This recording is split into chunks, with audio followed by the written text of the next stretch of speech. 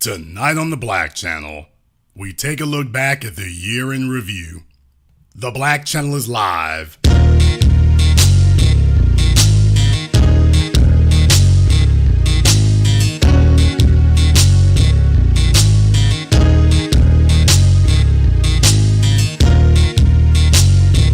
Unapologetic, unadulterated, and absolutely uncompromising.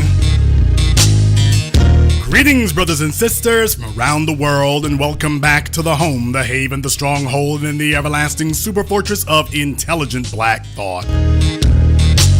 We are the Black Media, and this is the Black Channel, and I am your host, your brother, your humble servant, the voice of Black America, the Black Authority, broadcasting to you live from the only historically black college and university of higher education and learning in the cosmos.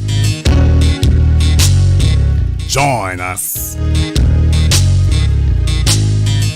And of course you shall, because on tonight's program here, you know, I'm not a really sentimental guy. I don't know if you picked up on that. After all these years, not a terribly sentimental guy. I'm not especially soft and cuddly.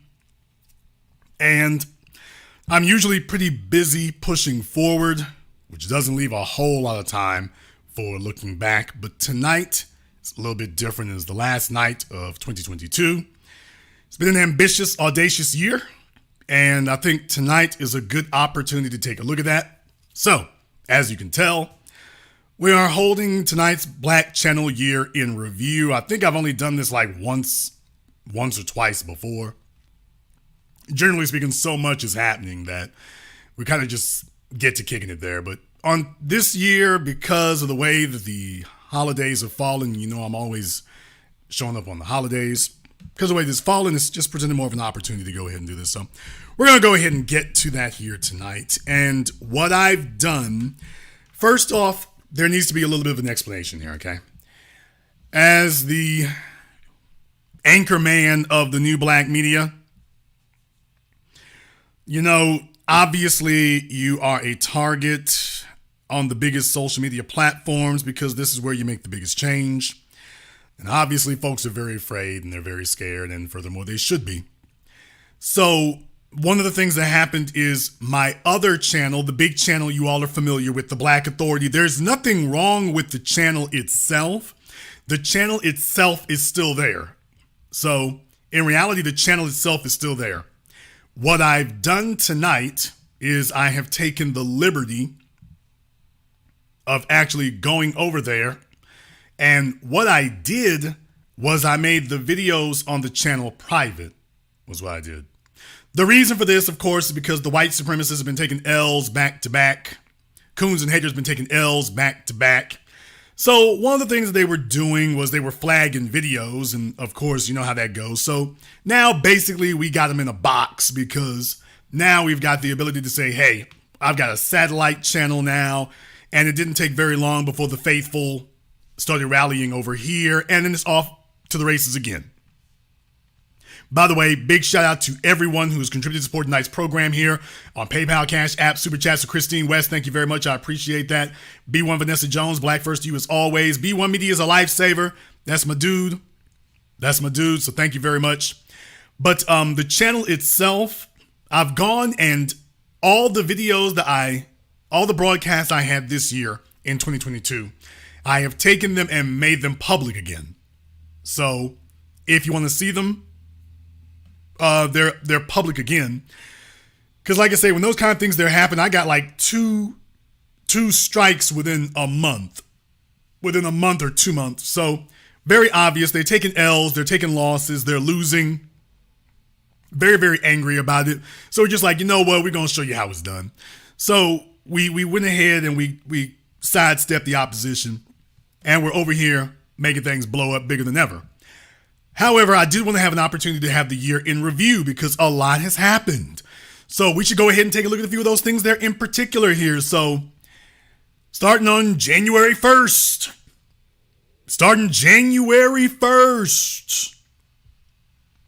Of 2022, without missing a beat, white supremacist mass shooter is on the rise.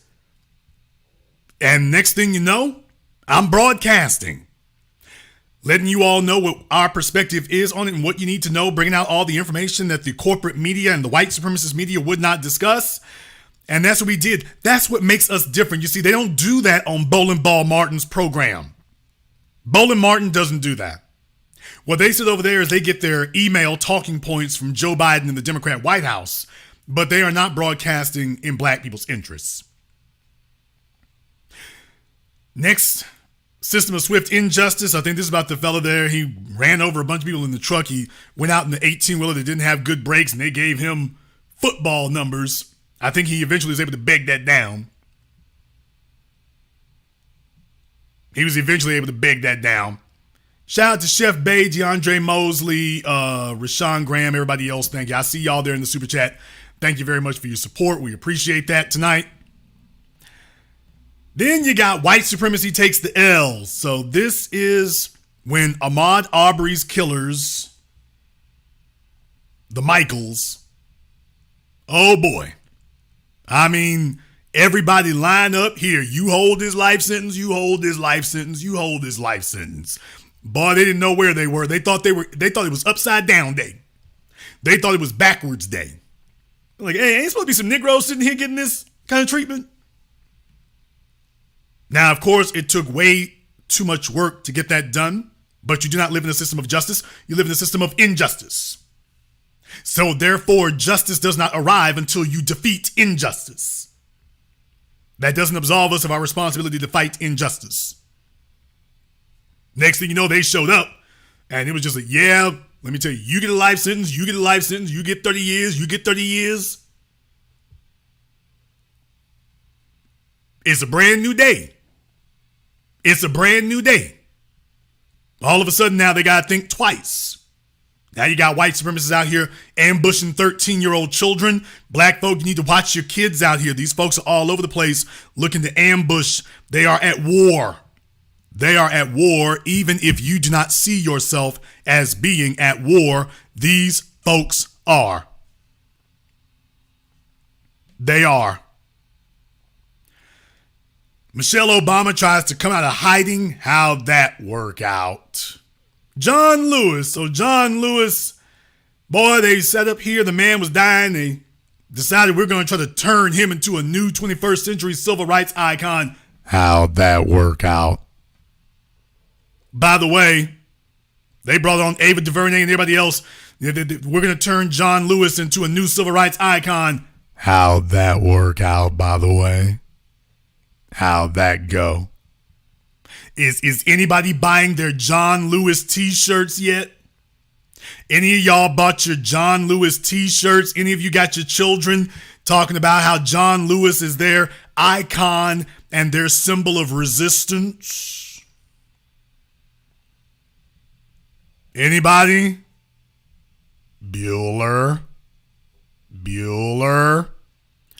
All right.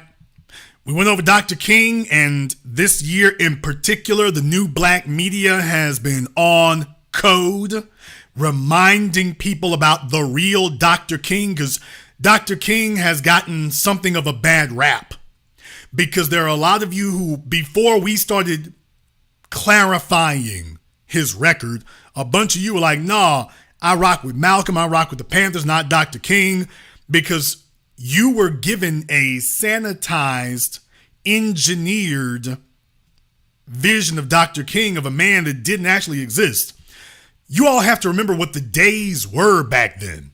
These were the days of resistance. These were the days of black folk in the streets literally fighting for their freedom and for their lives.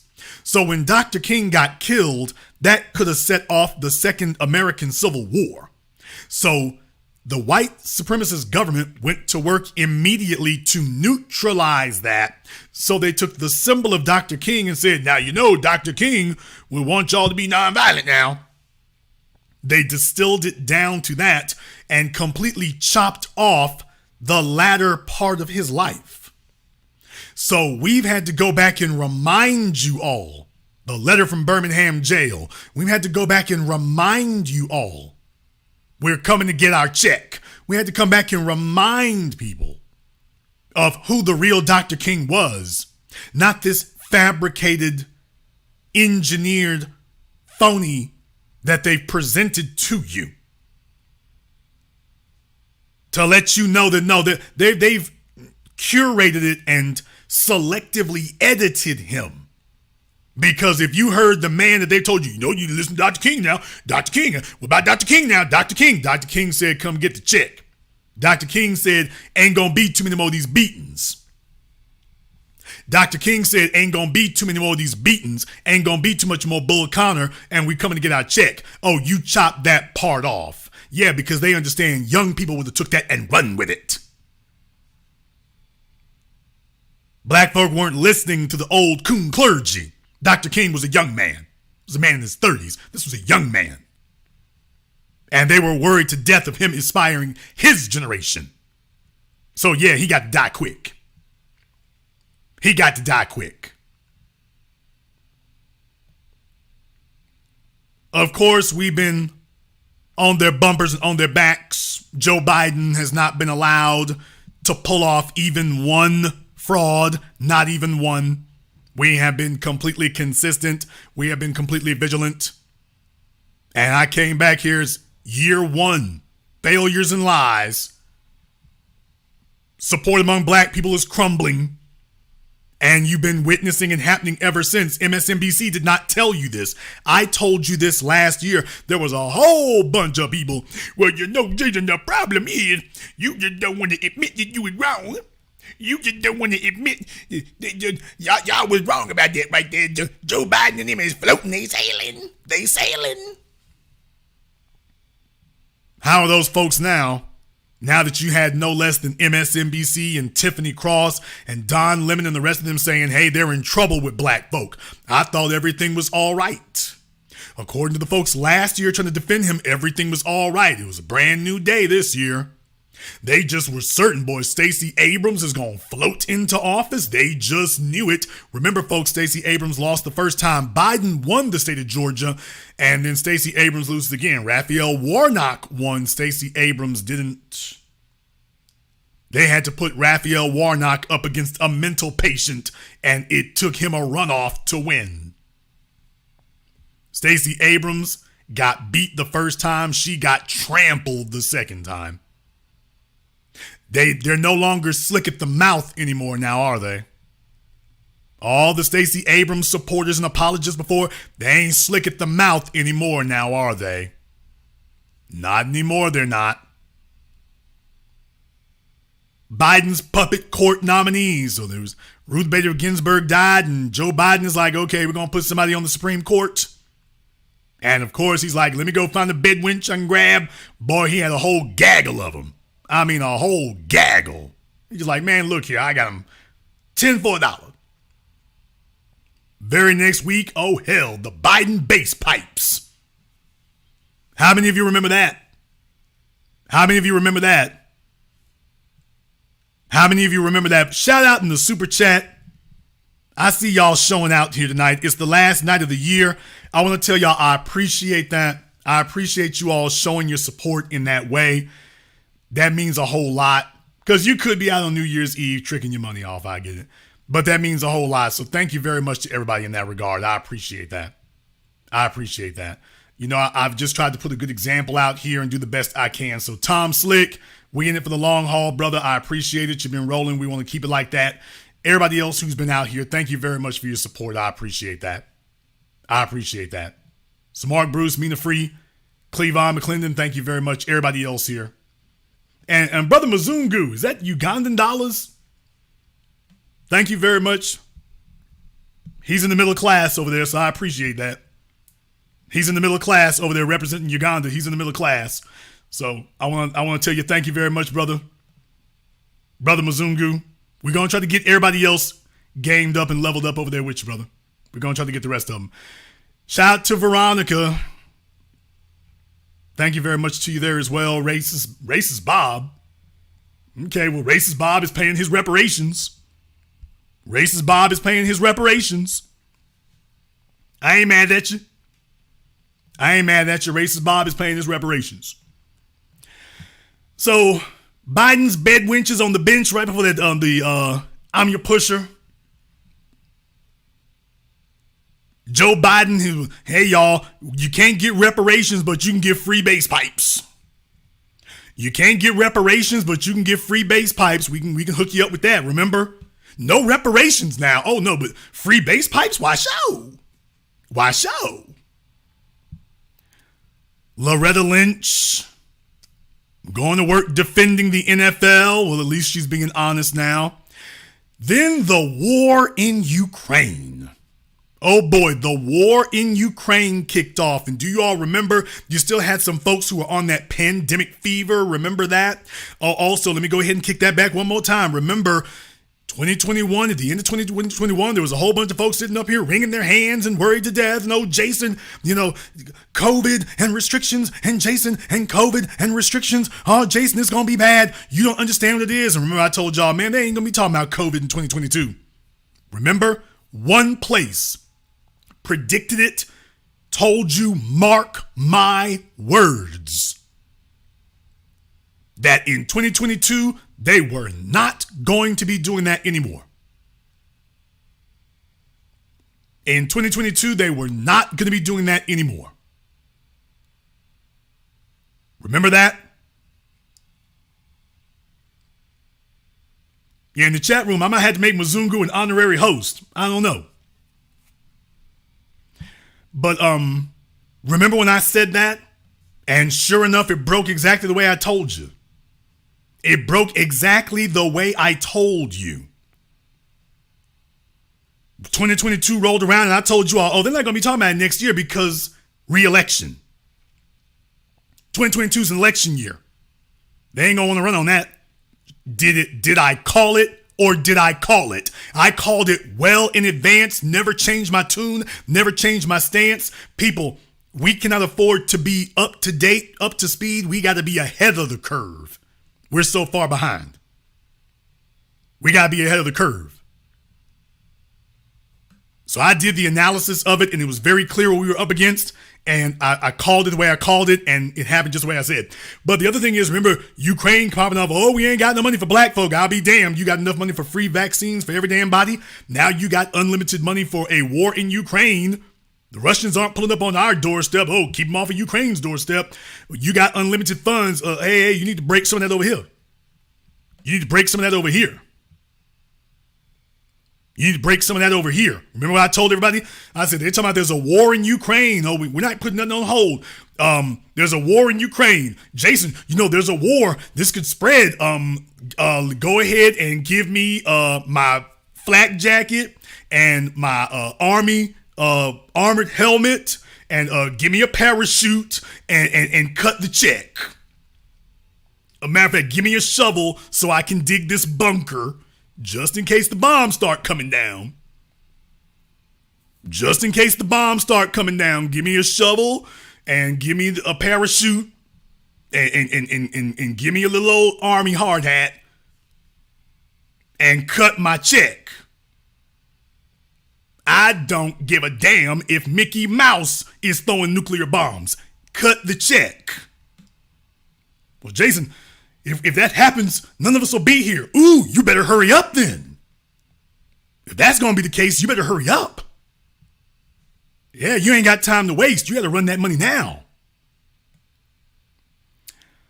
All right. Ketanji Brown, sap, sitting up here. Some folks fell for it, but this really fell flat.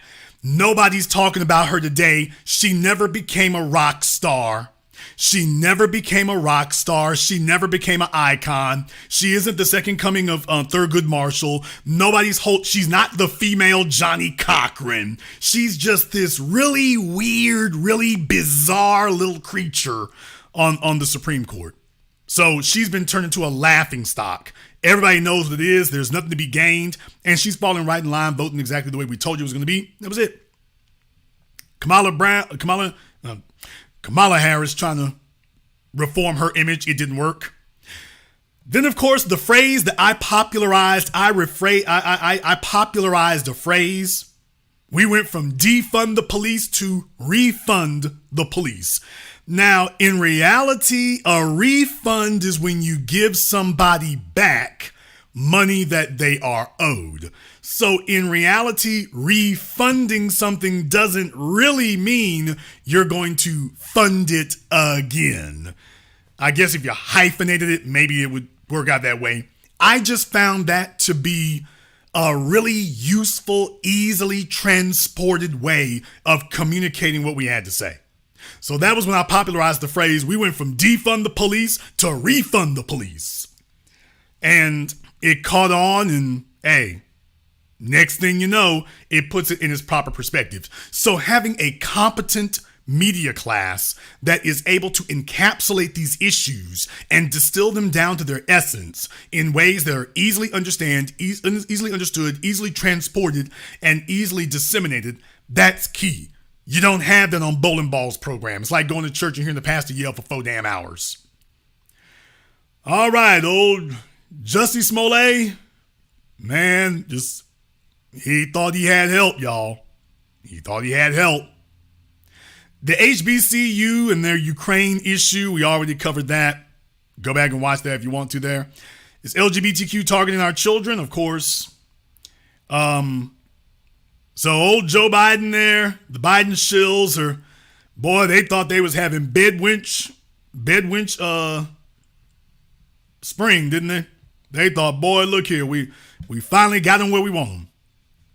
Finally got them where we want them.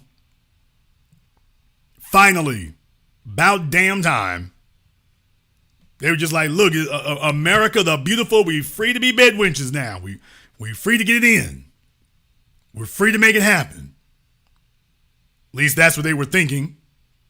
But when you have a competent media class, that actually deals with these things in real concrete ways, we become a lot damn harder to knock down and to knock off. We become a lot damn harder to knock down and to knock off. It becomes very, very hard to do that. No matter how much you might wish you could, it becomes very, very hard and very, very difficult to pull that one off. Because you might need it to work. You might need that to work, and it's not necessarily going to go the way you need it to. Remember case in point.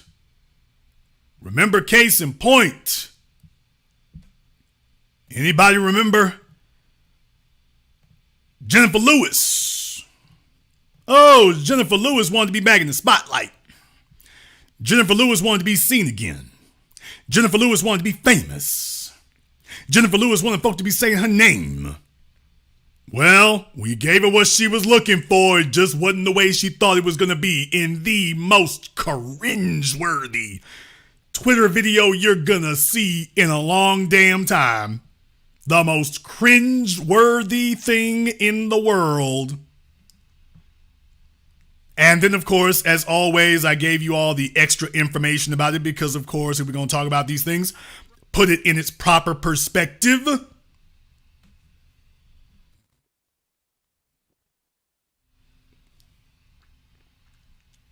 Now we're just putting these things in their proper perspective. Yes, some of the details the media wasn't talking about, but I just decided to do just a little bit of digging. Put this in the proper perspective for you here. Hold this L. So the name of the program is actually How Old Black People Think of Politics. So I don't know why the thumbnail came out the same. Sometimes it messes up and does that, but it's all good. Well, the women got removed, so get ready for your daughters to be playing with the biological boys. Here we go. Free speech and free men. Of course, we're always going to do that. Build Back Better failed. Oh, if you take a look and see. Oh, who is this? Who is this? Y'all, now, somebody somewhere must have been under the impression that them 22s on my truck wasn't round. They must have thought they were square or hexagonal. I don't know what they thought it was. Maybe they thought they were triangles. No, my wheels are round. My wheels are round and they made for rolling. And I'm not Martin. Although that's another issue. So I said, man, let me pull up to the fish fry and get me a plate. Let me pull up to the fish fry and I'm going to get me a plate. So you all remember, no games being played, we pulled up. No games being played, we pulled up. Folks didn't know what to do. Oh, we crashed in the fish fry. We crashed in the fish fry. He figured it was going to be business as usual. It's like, oh no, player. Oh, no. No way in the world is going to be business as usual. No way. No way is it going to be business as usual. It's not and it can't be. So he was telling everybody what it was going to be. And I'm just sitting there like, man, look here. If you don't know it's a brand new day, if you don't know it's a brand new day. HR 40. And I've been doing it for 20 years, 30 years. You see the white man back there looking as soon as he said HR 40? And it's been around for 38. I've been doing it for 20 years, 30 years. And it's been around for 38. Yeah, boy, I'm telling you, this is a level of scrutiny that they were not used to. I guess they just figured we'd be sitting here on YouTube, remember? They'll just be sitting on YouTube. What is the worst that could possibly happen? What's the worst they could do? And what is the worst that could possibly happen? What's the worst that could occur?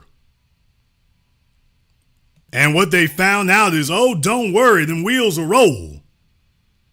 Them wheels will roll. Don't tell yourself for a moment that they won't. Now, I said, I can't do it no other way. I got to show up. Because things like this were happening. Things like this were occurring. Jimbo Jangles is meeting his constituency. Miss Ann wanted to let him know, hey, Uncle Rufus. Miss Ann wanted to let him know, hey, Uncle Rufus. Somebody told you we wasn't putting in work this year. We was putting in work this year. If y'all are feeling what I'm talking about tonight, give me the fireworks emoji in the chat room and hit the likes button for me. We on deck. We got over 3,000 people here tonight for the last night of the year. If you feeling what I'm talking about tonight, give me the fireworks emoji in the chat room and hit the likes button. It's over 3,000 of y'all. It's time to represent. It's time to represent. Hit them up. Hit them up. Big shout out here in the chat room. Big shout out here in the chat room. Donald Withers, Mr. Hall, I see you out there. Andrea Roberson, thank you very much for your support, man. Kid Gravity, thank you very much, Andrea. I appreciate you as well, sister. You're doing what you're doing the last night of the year.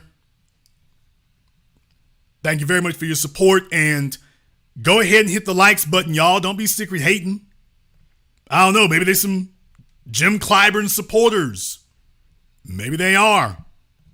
Maybe they didn't like that. Why are you messing with Jim? Why you got to do that right there? Don't you know you're doing good thing for the community? You're doing good thing for the community. They'll be telling us be quiet. You're doing too much. You should let Jim just do what he gonna do. Just let Jim say whatever he gonna say and let him do what he gonna do. That doesn't make a whole lot of sense when you think about it. That doesn't make a whole lot of sense. So some folks out there, it's like they don't like that. They don't like that. So it's like, okay, it's okay. But anybody who thought we wasn't going to roll, they found out the hard way, we will. Anybody who thought we weren't, they found out the hard way, man. Look here, we can get there in a minute. We can get there in a minute. We didn't need somebody else to tell us what was going on. We went out there and got it for ourselves. Reparations is a big thing. Look, reparations are big with me. I'm the only one doing the bill. Why y'all keep fucking with me on that? I'm the only one doing the bill. Boy, I'm telling you. Jim went kind of nuts there, didn't he? Reparations is a big thing. Look, reparations are big with me. I'm the only one doing the bill. Why y'all keep fucking with me on that? I'm the only one doing the bill. Somebody was questioning whether or not the new black media is out there making it happen. Somebody is questioning whether or not we boots on the ground, what y'all doing. Somebody is questioning whether or not we're making news. Somebody's questioning whether or not we're effective. Somebody questioning whether or not the message is out there. If anybody was questioning if the message was out there, oh, it's out there, all right. It's out there. It sure is, boy. Old Jim, that's it. He got to go now. Let my daughter handle this. I got to go. All right. There's a sound bite that the white supremacist media was hoping wasn't going to happen. There's a sound bite for you. There was a sound bite for you.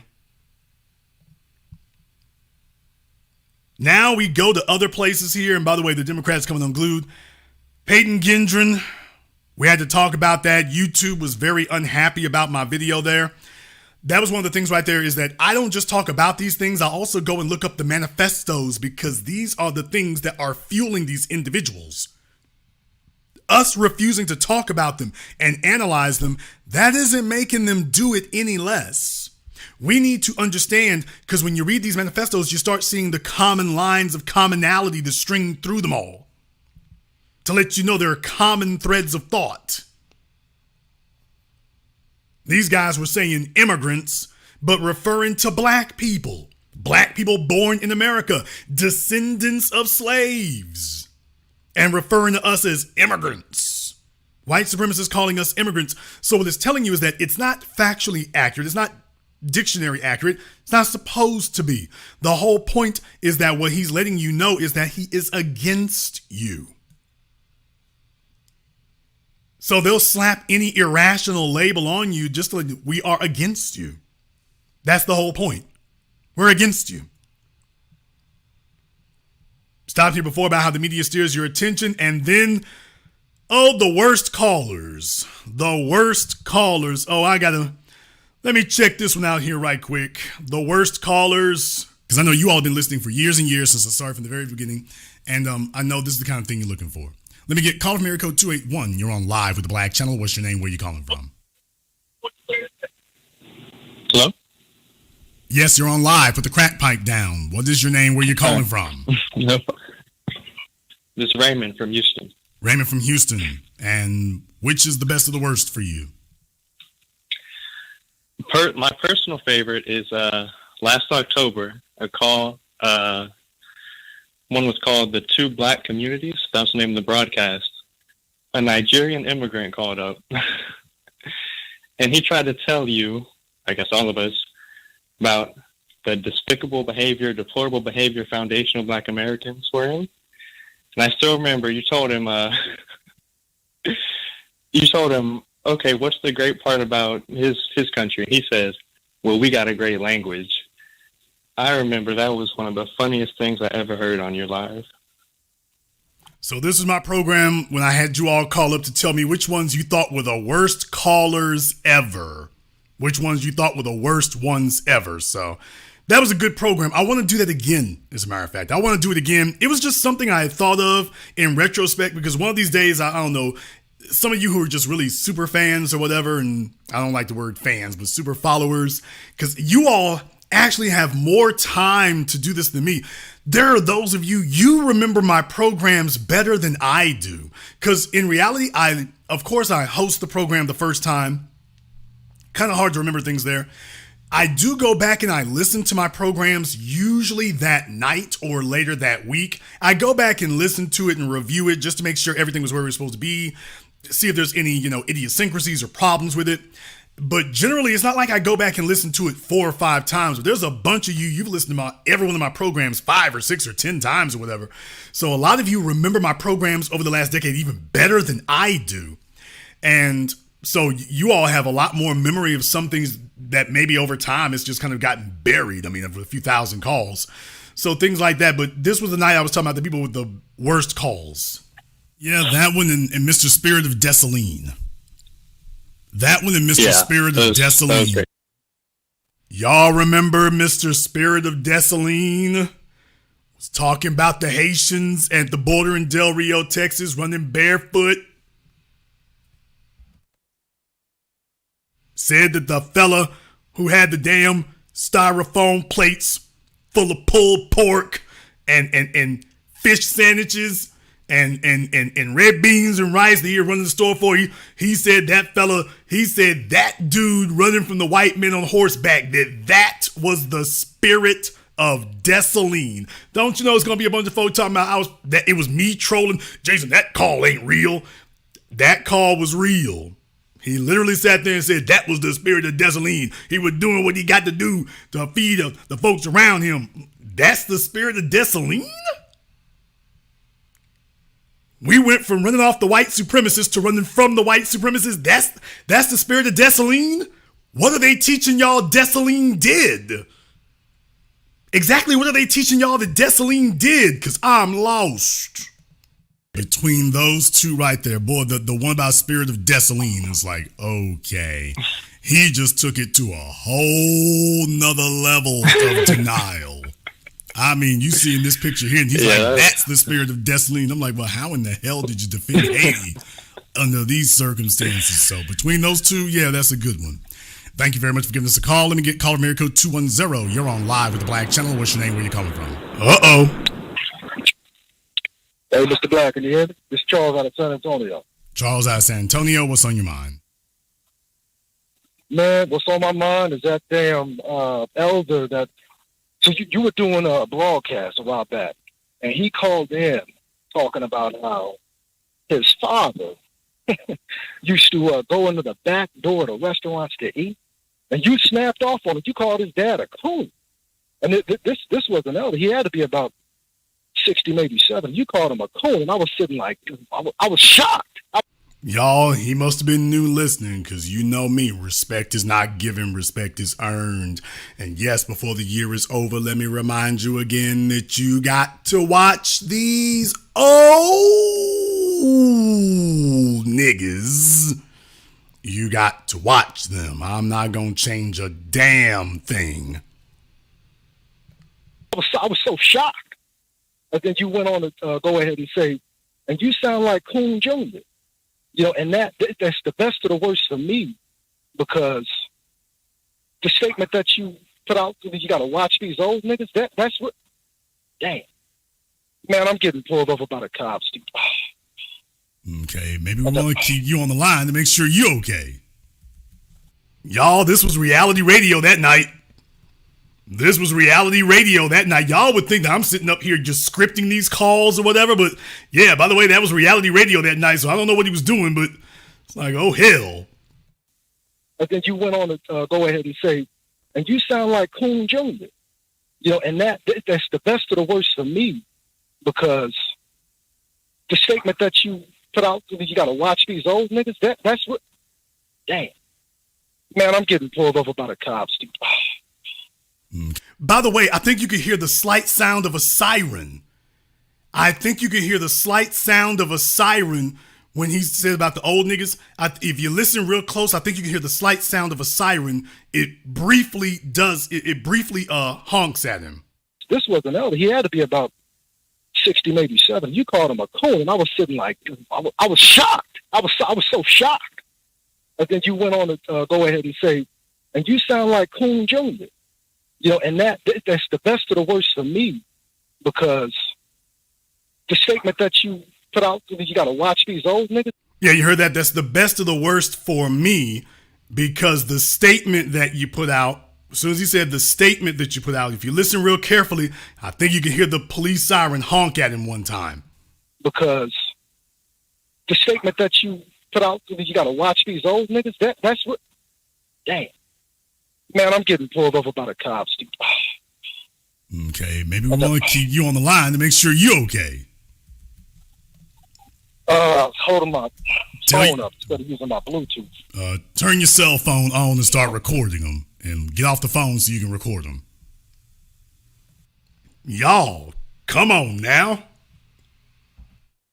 Brother, if you out there somewhere, when I open up the phone lines tonight, can you give us a call just to let us know you all right? I would feel so bad. Let me tell y'all, if something happened to him, I would feel so bad.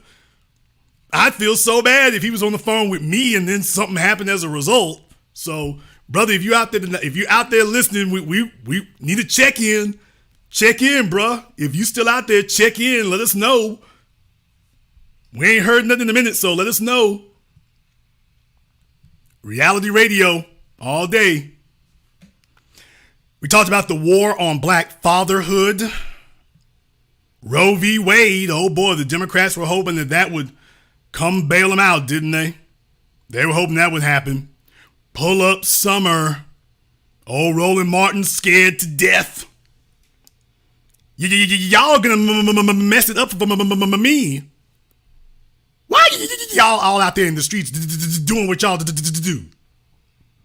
You gonna mess it up for me. And we was like, oh, hell no, it's on and popping. It's on and popping. Remember when I told you there the 4th of July has been canceled? We ain't stopping the damn thing. The 4th of July has been canceled. And letting folks know we ain't backing off of nothing. We're not letting them off the hook. We are not ignoring anything. Then, of course, there was the Sandra Mack. Boy, I'm telling you, the Senator Slut Walk. She was a state senator from Rhode Island, but Senator Slut Walk. So she was doing what she do. She was doing what she do. This was the best they could throw at you. This was the best they could come up with, and this was the best they could throw. And I'm just sitting there like, man, if this is the best y'all got, you in real damn trouble. That's all I got to tell you. If that's the best you got, you are in real damn trouble. If you're depending on that to stop us, you're in real damn trouble. I don't want to wait too long here, so what I'm going to do, this will be a good time for us to take a very brief commercial, non-commercial break. And we can go ahead and check on a few things here while we're at that. We're going to finish out the list, and then we're going to open up the telephone lines. We're going to finish out the list and then open up the telephone lines because we got a lot to cover here. I wanted to do a year in review. Big shout out here to Aya 910. Thank you very much for your support in the super chat. We appreciate that. Hope I didn't butcher your name too bad because I don't know if that's an I or an L, but Aya 910, thank you very much for your support. I appreciate that. Black by Nature, Dim Sum HQ, I see you back in the house. Thank you very much for your support. We're going to take a very brief commercial, non-commercial break. When we come back, we're going to finish out the list here. This is the Black Channel. Greetings, brothers and sisters. My name is Joe Jackson. I'm a foundational Black American, and I entered the field of IT with the goal of helping the family globally. The industry's been changing, and I've learned a lot. But how did we get here? How do we navigate issues we face in the workplace? How can we get our house in order? Read The Concept and Intricacies of Being Black in IT, now on Amazon, as well as the best-selling Guide to Being Black in IT. Go to beingblackInIT.com. Higher Life Recruiting and Consulting specializes in direct placement. If your company is looking to hire top talent, or you are looking to start a new career, our network of professional recruiters can help. We provide recruiting, LinkedIn lead generation, access to our professional network, paid job postings, interviewing, and more. Check out our specialized services: information technology recruiting, STEM career consulting, sales recruiting, hiring process consulting for your business, resume writing, LinkedIn profile consultation. Follow us on Instagram and LinkedIn and get higher with us. Girl, I am so tired of Twitter and TikTok. We need something just for us. Yeah, and I would post on 6 Zeros, but they don't have a mobile app. That's a lie. 6 Zeros actually does have a mobile app. It's available on iOS and Android. That's your phone? Yeah. That is humongous. Anyway. 6 Zeros is where the Black community taps into unfiltered and authentic conversations on the topics we know and love. I gotta get out of here. But remember, don't just sign up. We know. House.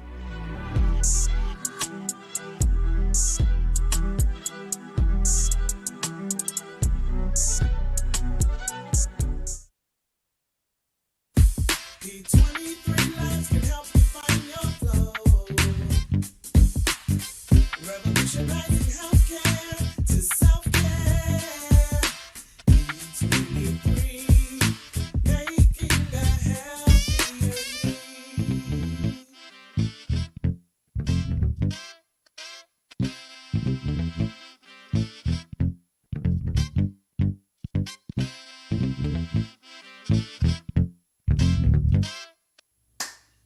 Hi, this is Brenda Starr, creator of Poetry with a Purpose and author of the book Pressed But Not Crushed. Pressed But Not Crushed is an anthology of political poems that address current and historical issues in American descendants of slave population and African American population. The book describes slaveries and its residuals, Jim Crow segregation, social depredation, and other relevant issues to American descendants of slaves and African Americans, including the current political climate that does not address our issues.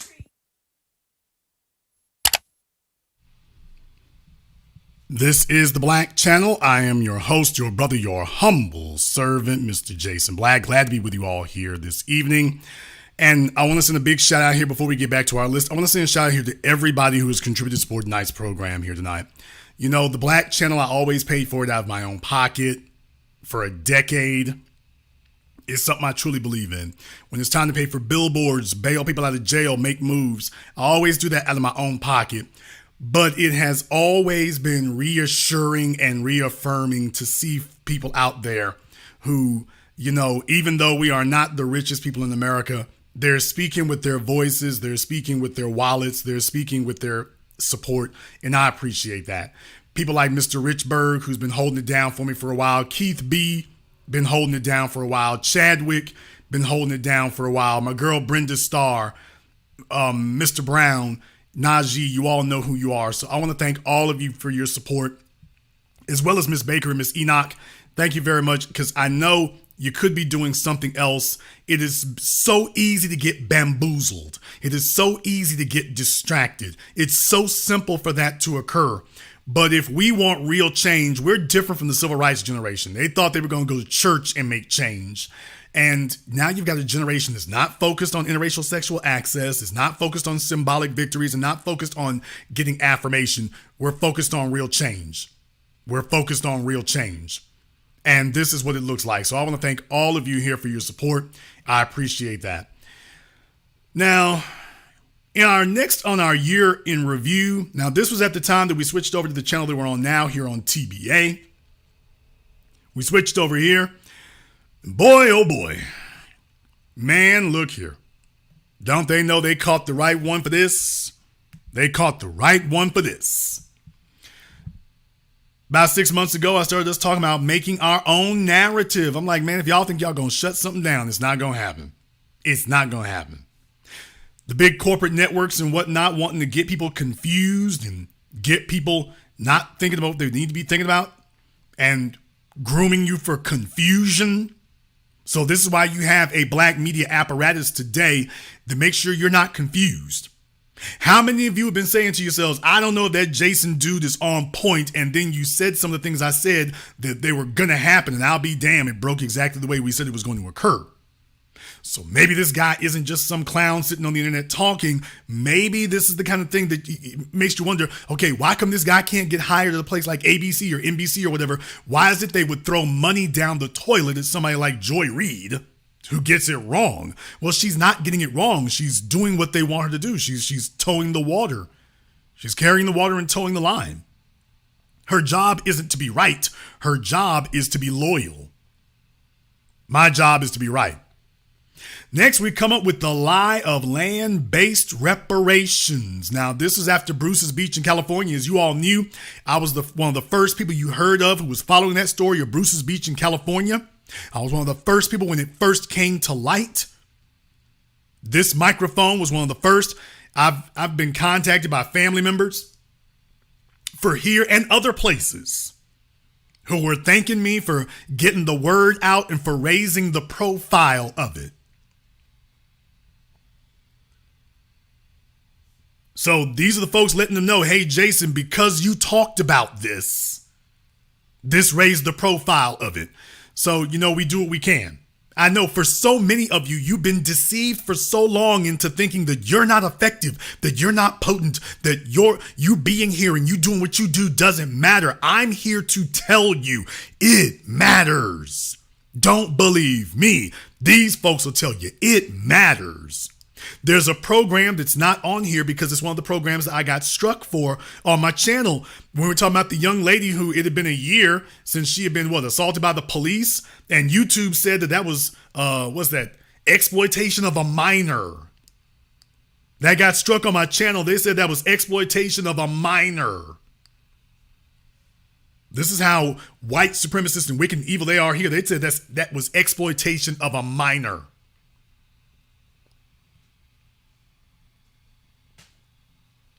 For me to talk about what happened to her and to bring her attorney on, they said that was exploitation of a minor. Yes, she was not here by herself. She was not talking on her own. She had an attorney with her. So all of a sudden, YouTube is deciding, you doing too much. I mean, you all understand what that was. You doing too much. They're like, yeah, nigga, you doing too much. You think you're going to sit here and change the world. You doing too much. We ain't going to have it. You doing too much. We're white and we say so. We're white and we say so. Next up, Issa Rae. Speaking about people being propped up, Issa Rae back at it again. And I'm warning people.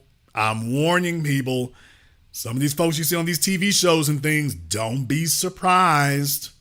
Don't be surprised if at some point they or somebody like them makes it very, very clear, hey, y'all laughing, but maybe we can make some hay out of this. And next thing you know, it's not a joke anymore. It's not a joke anymore.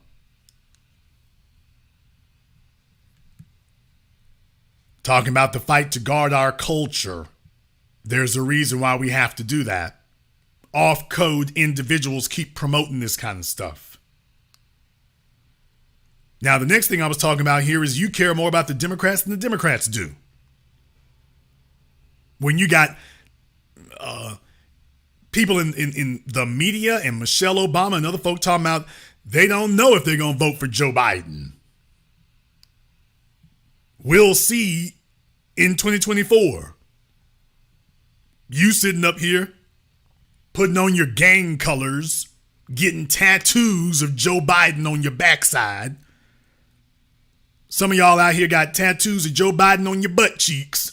And meanwhile, his own party is talking about, we don't know if we're going to support him in 2024. We don't know.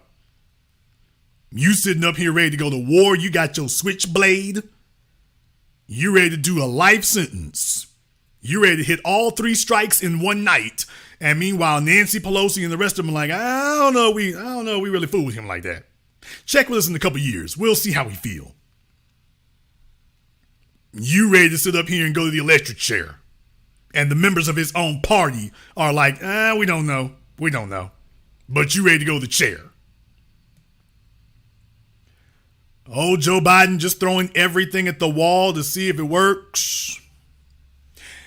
Atlanta, I had to remind people here that even in Atlanta, they sitting up here trying to target black businesses, noise ordinances, nuisances, and everything else. Now, the white folk can do as they please, make as much noise as they damn well please. That's okay. But if you black and everything, that's a nuisance. So even in Atlanta, you better stay vigilant. You better stay vigilant.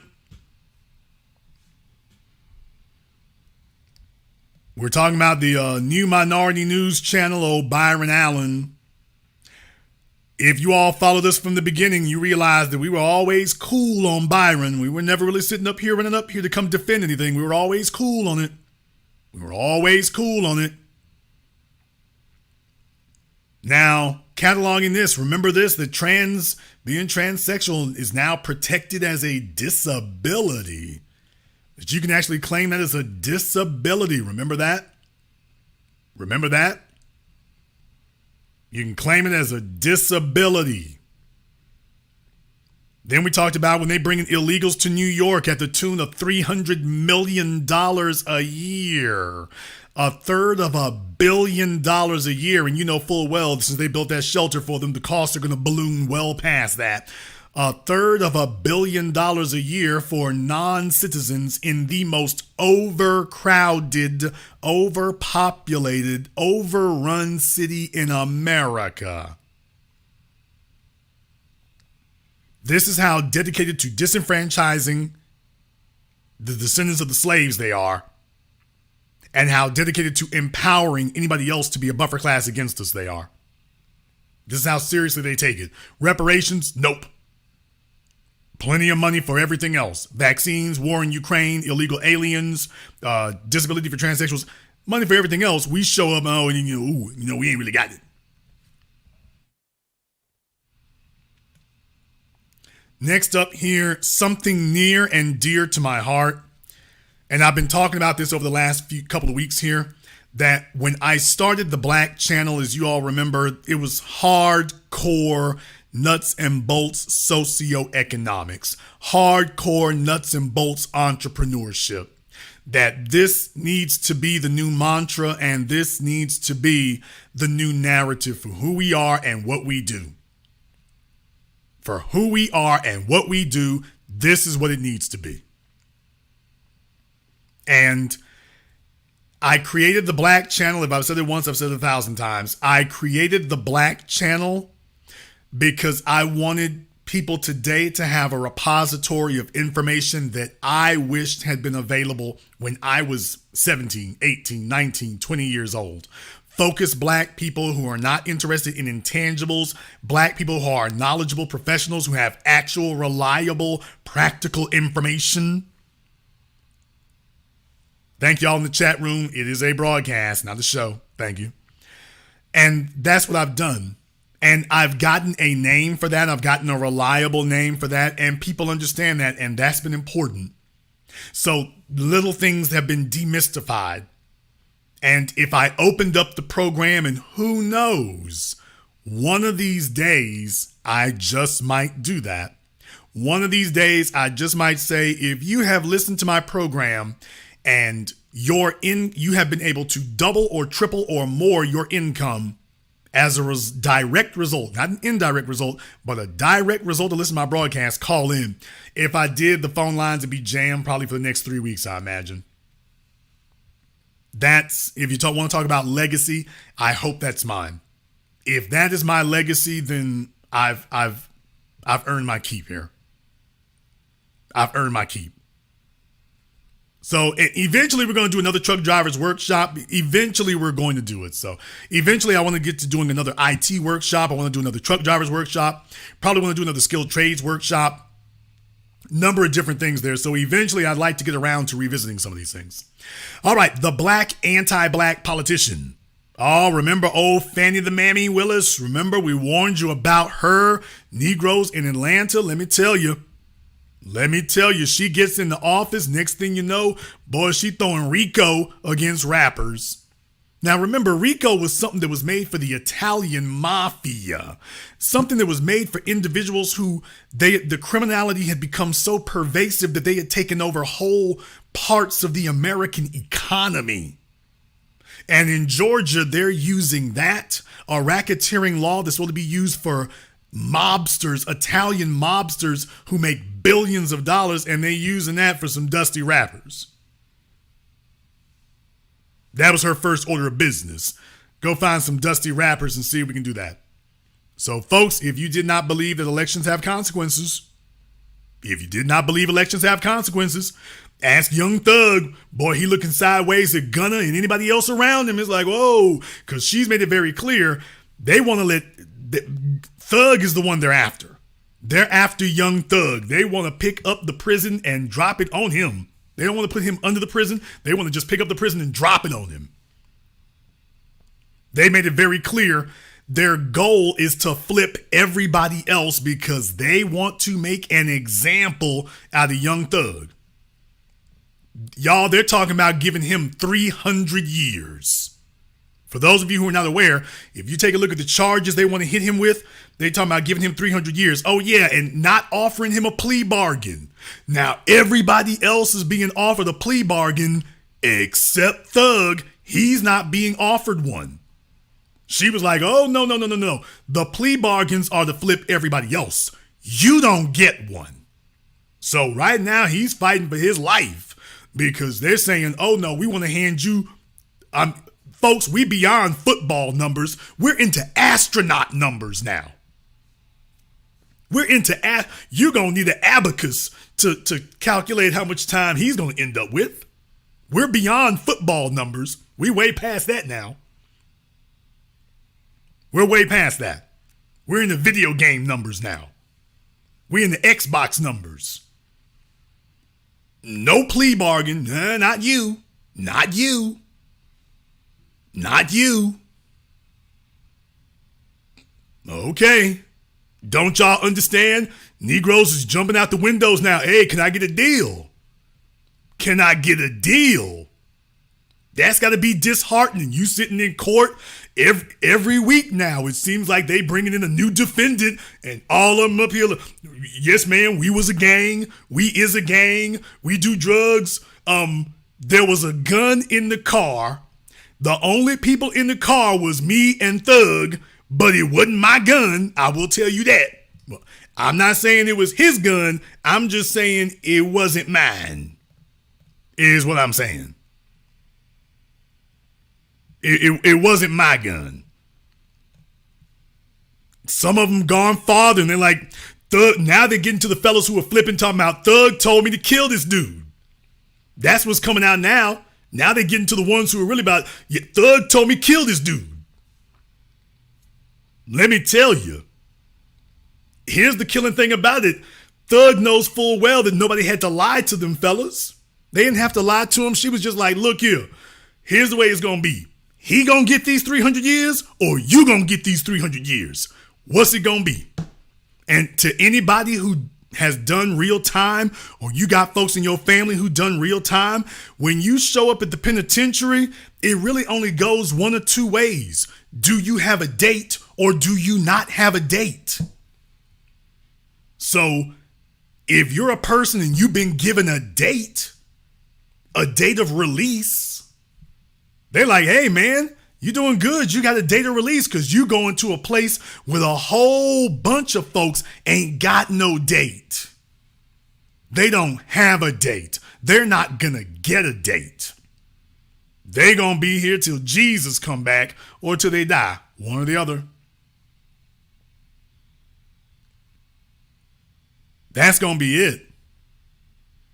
So just understand when she rolls up on him, hey, he can get this 300 years or you can get this 300 years. Man, look here. You ain't got no homeboys. You ain't got no homeboys. Let me tell you right now, I don't trust most of y'all. If I was on the line and them people was talking about giving me 300 years, I don't trust most of y'all to go down for me. I'm going to be sitting there talking about, okay, we're going to hold strong. Old D. Tubman going to be like, Jason, I'm so sorry, Jason. I got kids. I got to go. I'm like, D, you been there for a minute. What's going on? Old Brenda Starr be like, well, Jason, you know I love you, baby. You know, she got that grandmother voice. You know I love you, baby, but I don't know how much longer I'm going to be here, so I'll write you a letter on the outside, but I can't do no 3 centuries with you. Not no 3 centuries. Come on now. Even my man Felix been dropping love tonight. Old Felix would be like, hey, Jason, you know, if I get out, I can make some more money and help you out there, you know? If I get out, I can make some more money and help you out there, man. Can I do that? Jason, I'm not really flipping on you. I'm not really flipping on you. I mean, when I get out, I'll be able to help you on the outside. How am I going to help the both of us if I'm doing Buzz Lightyear numbers?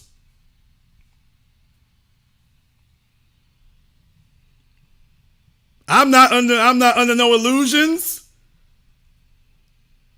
Hey, y'all, why don't we go ahead and test a lie right quick? We'll go ahead and test a lie right quick. Hey, if there's anybody here who, if we were on trial for RICO, y'all would do 300 years for me, give me the 100 emoji in the chat room. Give me the 100 emoji in the chat room. If you would do 300 years for me, give me the 100 emoji in the chat room. Just Eve, stop lying. How many of y'all would do this 100? Vanessa? Really?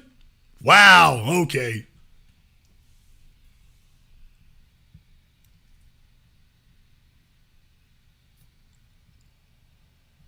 Really?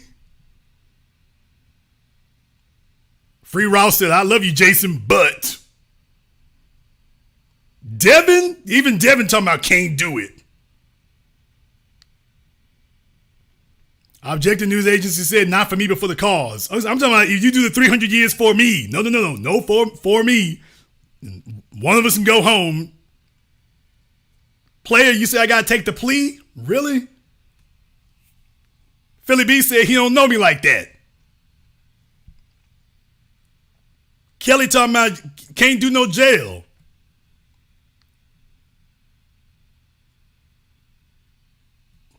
Oh, Kendall said he wouldn't do 300 years for his mama. He said he wouldn't do 300 years for his mom. What'd she do to you, man? All right. I had a whole bunch of folk throw up 100s. So, you know what? Some of y'all would actually do it. That's how much love I got out here in these streets. There's some of y'all would actually do it. There are some of y'all who would actually do it. Don't y'all underestimate them. There's some of these folks here who would actually do it. And that's what scares the establishment. That's what scares the establishment. By the way, there's some of my riders, they would actually do it. They would actually pull that weight. They would actually pull that time. You want to know why they killed our fathers? You want to know why they killed our mothers and our grandmothers? Because some of them was built like that. Some of them was built like that. They were just like, yeah, some of them laughing, but some of them serious. On the plantations, you know, they used to sing them songs and sing them old hymns. Swing low, sweet chariot, coming forth to carry me home. Yeah, but sometimes they would sing something a little bit different. Sometimes our people in the movement of resistance is sing something a little bit different. Joshua fit the walls of Jericho. Joshua fit the walls of Jericho, Jericho, Jericho. Joshua fit the walls of Jericho. See, that's what I was raised on. And we understood what those kind of things meant. So some of them singing about swing low, sweet chariot. Some of them. But then there's some others singing something a little bit different. Some of them singing something a little bit different. And it's like, yeah, we got a hymn for you, all right? I got a hymn for you. I got a hymn I want to. My man Nat Turner said, I got a hymn I want to sing you tonight. My man Denmark Vesey, yeah, I got a hymn I want to sing you too. I want to sing you this song tonight. We're going to serenade you. We gonna serenade you. And that's real. That's real. Shout out here to Tank Moham. You back in the super chat, brother. I appreciate it. Emmett H. Tommy Felix doing the most tonight. First Flint, now Jackson. First Flint, Michigan, now Jackson, Mississippi. Folks, wake up, recognize you can't have this kind of thing happen so many times. You cannot have this kind of thing happen so many times and everything's all right. Can't be that way. You can't have the same thing happen so many damn times and everything is just all right. Recognize when you start seeing the same thing over and over again. That's not accidental. That's planned. That's not accidental. That's engineered. Deion Sanders comes down. Jackson, Mississippi starts looking like it's about to be viable. Up, there goes the water. Right on cue. Yeah, how you gonna play your football games with no water, dude? Click. Click. It's not a joke.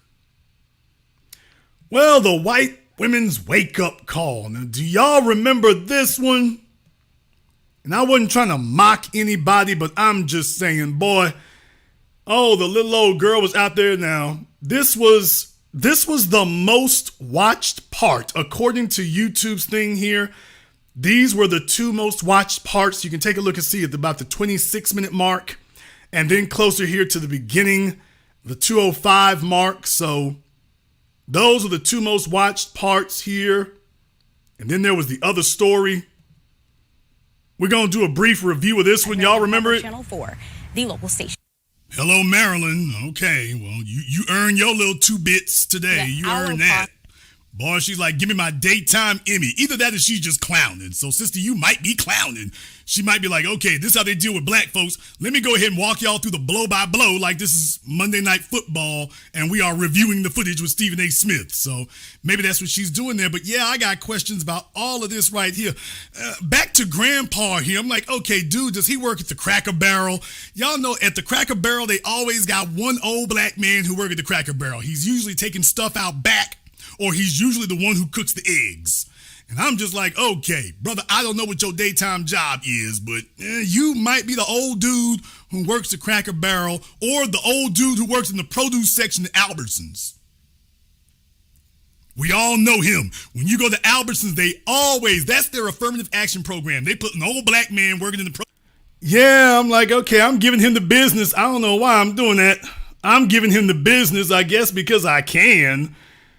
Y'all, I was on one that night, I suppose. I'm giving him the business because he's available.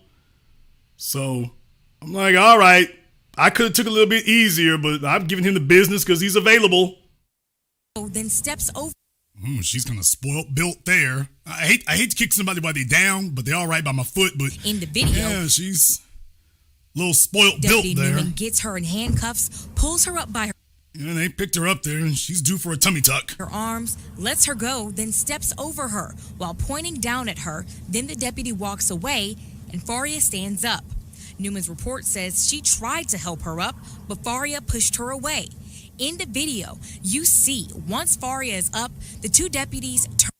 I mean, she sprang to her feet like one of them meth heads, didn't she? I mean, at first she's all on the ground. As soon as the cops walk away, bam, she's right back up on her feet again. Ain't that something? And then they go, okay, stay on the ground then. It's like the kid at the grocery store. All right, fine, stay on the ground. Boop, right back on feet again. Pop. Okay. I'm back up with no assistance. All right, well, okay. Fine. Over her while pointing down at her. Then the deputy walks away, and Faria stands up. Newman's report says she tried to help her up, but Faria pushed her away. In the video, you see once Faria is up, the two deputies turn and face her. Then Newman grabs Faria by the arm. That's one thing now. They let her up off the ground. Ain't nobody holding her. She gets up. She could have broke out running, couldn't she? Nobody was holding her at all. She could have broke out running for real. the arm, tugs on her shoulder, hits her twice in the face, pulls her by her hair, and pushes her head into the front of the patrol car. The deputy's narrative says, in my attempt to control the situation, she ended up being hit in the face and then forcefully put on the bumper of my patrol vehicle. Wow. Forcefully put on the bumper. Looks like she was forcefully put through that son of a gun. Pulls her by her hair and pushes her head into the front of the patrol car. What is this, the WWE? Video, you see, once Faria is up, the two deputies turn and face her. Then Newman grabs Faria by the arm, tugs on her shoulder, hits her twice in the face, pulls her by her hair, and pushes her head into the front of the patrol car. What did she say? Miss Faria, what did you say to set this little woman off like this with her little trans haircut? What did you say? The man walks off. She must have said some smack talk. Oh, really? Oh, you want to get it? You want to get it? You can get it. Thunk. Okay. What the hell did she say? That's what I'm trying to figure out. What the hell did she say to that woman? I don't know what it is, but whatever it was, this ain't your day. By the way, I haven't even followed up on this case to find out what happened. Did they fire her? Did they fire the sheriff? We're going to have to do an update on that to find out what the hell happened with that case. It's a good thing we did a year in review tonight because, by the way, yeah, that really happened. Did they actually do something? Did we actually update that case? By the way, did we update it?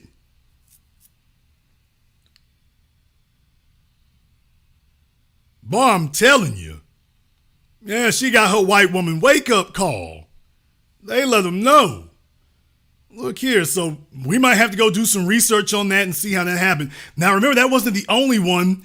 Then there was this other story here. Now, I don't know what I was doing. Didn't see on the video, so we need to see the rest of it. Well, we haven't seen everything. Blue Lives Matter. Back the badge. We need to see more. Remember? Yeah, that didn't age very well now, did it? Now, here was the other story that we had covered. Here was the other story that I covered that night. This is the little old lady got kicked out the Uber. Can you give her the phone? This is an old woman. Hello? He thought he was going to play hero. Can you not stop and run away? You're going to have to run over. Whoa! Whoa! The horror. You're going to have to run over me. Okay, can do. This is a little, you can't leave. You're going to have to run over me. Can do. Okay, y'all, look here. New York City, you can try. Anybody who's visited New York City knows you don't stand in front of a car. That's a death wish. Moments captured on camera and posted to Twitter of an accessorized driver. Yeah, Grandma was on the ground giving him the business with that cane, by the way. If you take a look at it, she's on the ground giving him the work still, wasn't she? She's on the ground. Take a look at the cane. Guys, oh, what's going on? Can you give her the phone? Boy, look here. Can you give her the phone? Yeah, she was on the ground and still giving him that work.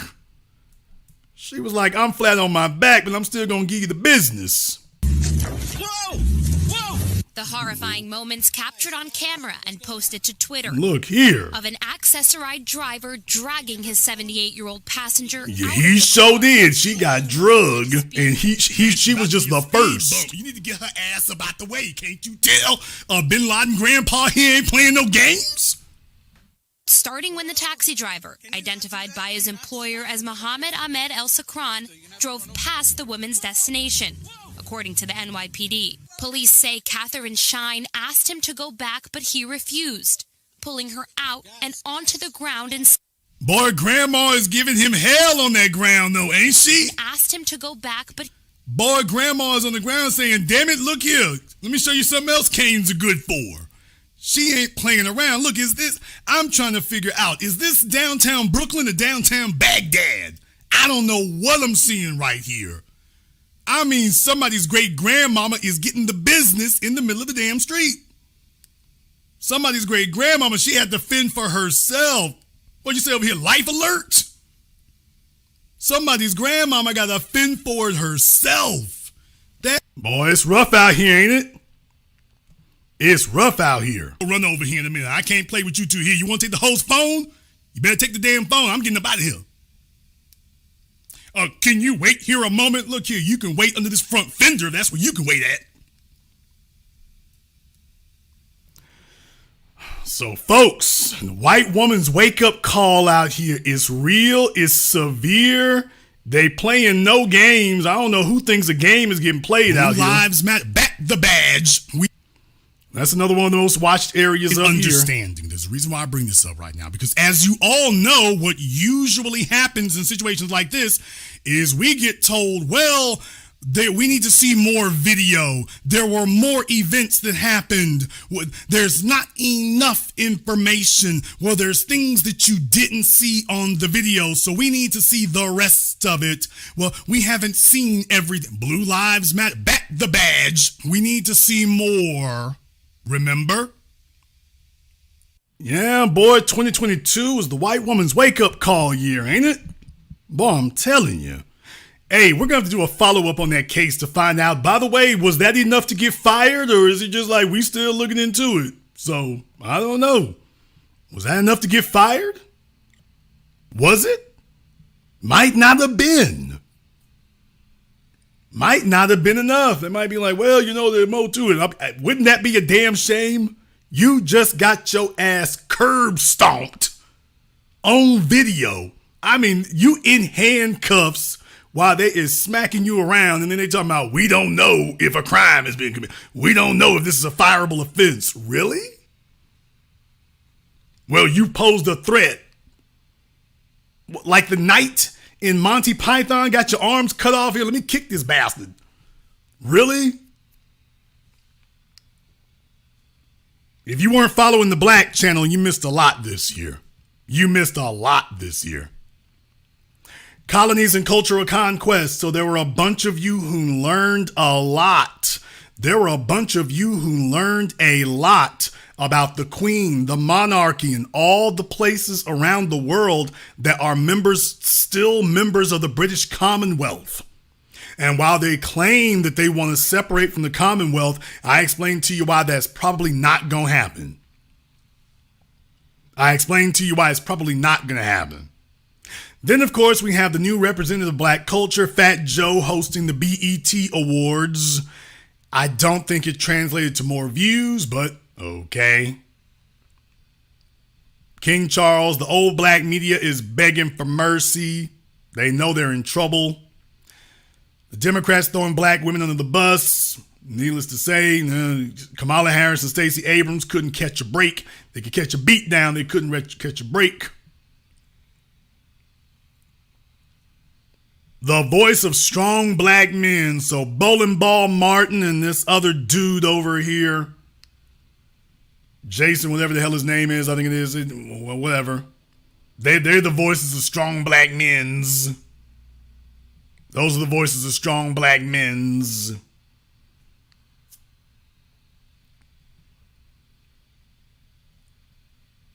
Then the broadcast about pull up or shut up. Because it's just that real. Pull up or shut up. Let's go ahead and revisit that one real quick.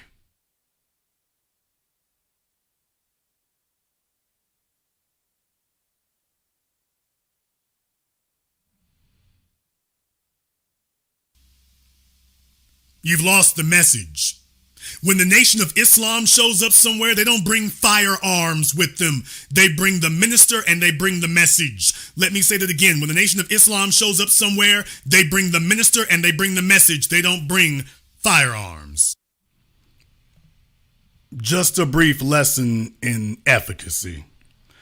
All right, Bakari sellers pretending to respect black male voters, so they realized they were in trouble going into December. They realized it was bad. They realized it was real bad. They realized wasn't a damn thing they could do. They knew they were in trouble, and the very next week, the Black Channel was on it. How many of you were here when I did my program reviewing the debate between Herschel Walker and Raphael Warnock? How many of you were here that night? If you were here that night that I reviewed the debate between Herschel Walker and Raphael Warnock, give me the hand up emoji. in the chat room. If you were here that night, give me the hand up emoji. If you were here for all 3 hours of it. If you were here for all 3 hours of it.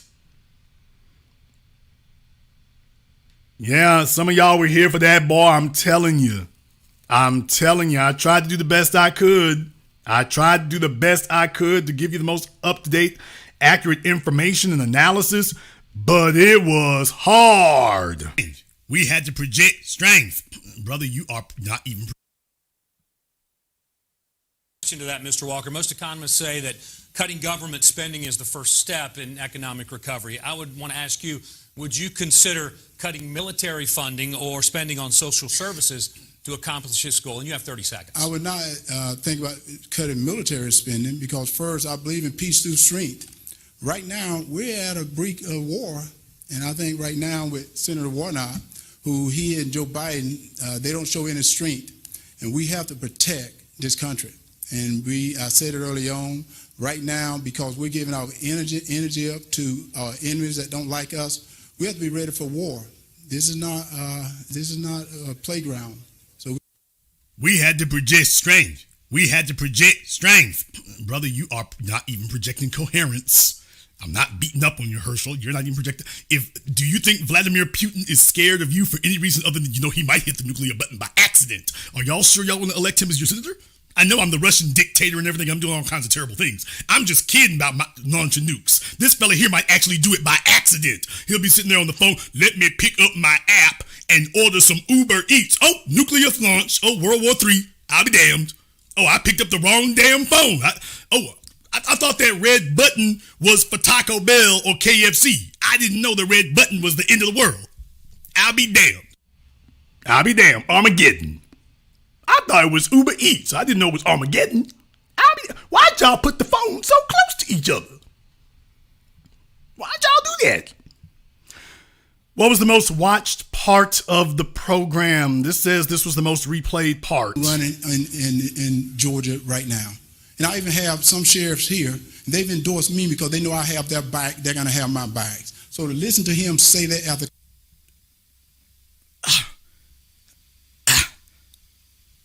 I'm going to have their bike. They going to have my bike.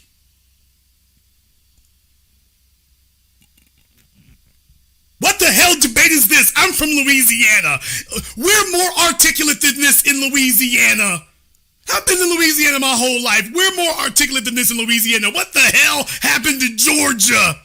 I have more sheriff that has endorsed me than anyone running in Georgia right now. And I even have some sheriffs here. They've endorsed me because they know I have their back. They're going to have my backs. So to listen to him say that after calling them name, I think it's a disgrace. They going to have my bike. I'm going to have their bike. And we going to ding dong down the street here. Y'all, okay. All right, just to put this in perspective here, down here, this actually says analysis. So I don't know why in the hell it's displaying like this right now. Let me see if I can fix that real quick. I don't know why that's, because this is an inopportune moment for it to be showing like that. So I don't know why that's occurring. I have no idea. That actually says analysis. But for some damn reason, it's only showing part of the screen. So part of the button right there. So I didn't do it. But it's that's not displaying properly, okay? That's not me. It's not displaying properly. It's the word analysis. It's the word analysis. So I don't know how that got put there like that. I don't know why the buttons are overlapping, but yeah. With some of the language he used, and I'm trying not to have too many misunderstandings here, so. Jason, did you listen to the debate? Yes, I did. I knew this was all right. Okay, he got their bike. They got his bike. Mr. Walker, thank you. I have a follow-up now for both of you. I think I ought to be able to respond. Who the hell was clapping? I'll give you the opportunity, 15 seconds to respond, Senator Warnock. We will see time and time again tonight, as we've already seen. that my opponent has a problem with the truth.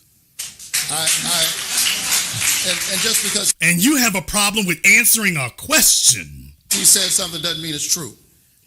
I have supported our police officers. I've called them and I've prayed with their families, like those officers lost in Cobb County when they were killed, doing what police officers routinely do. You can support police.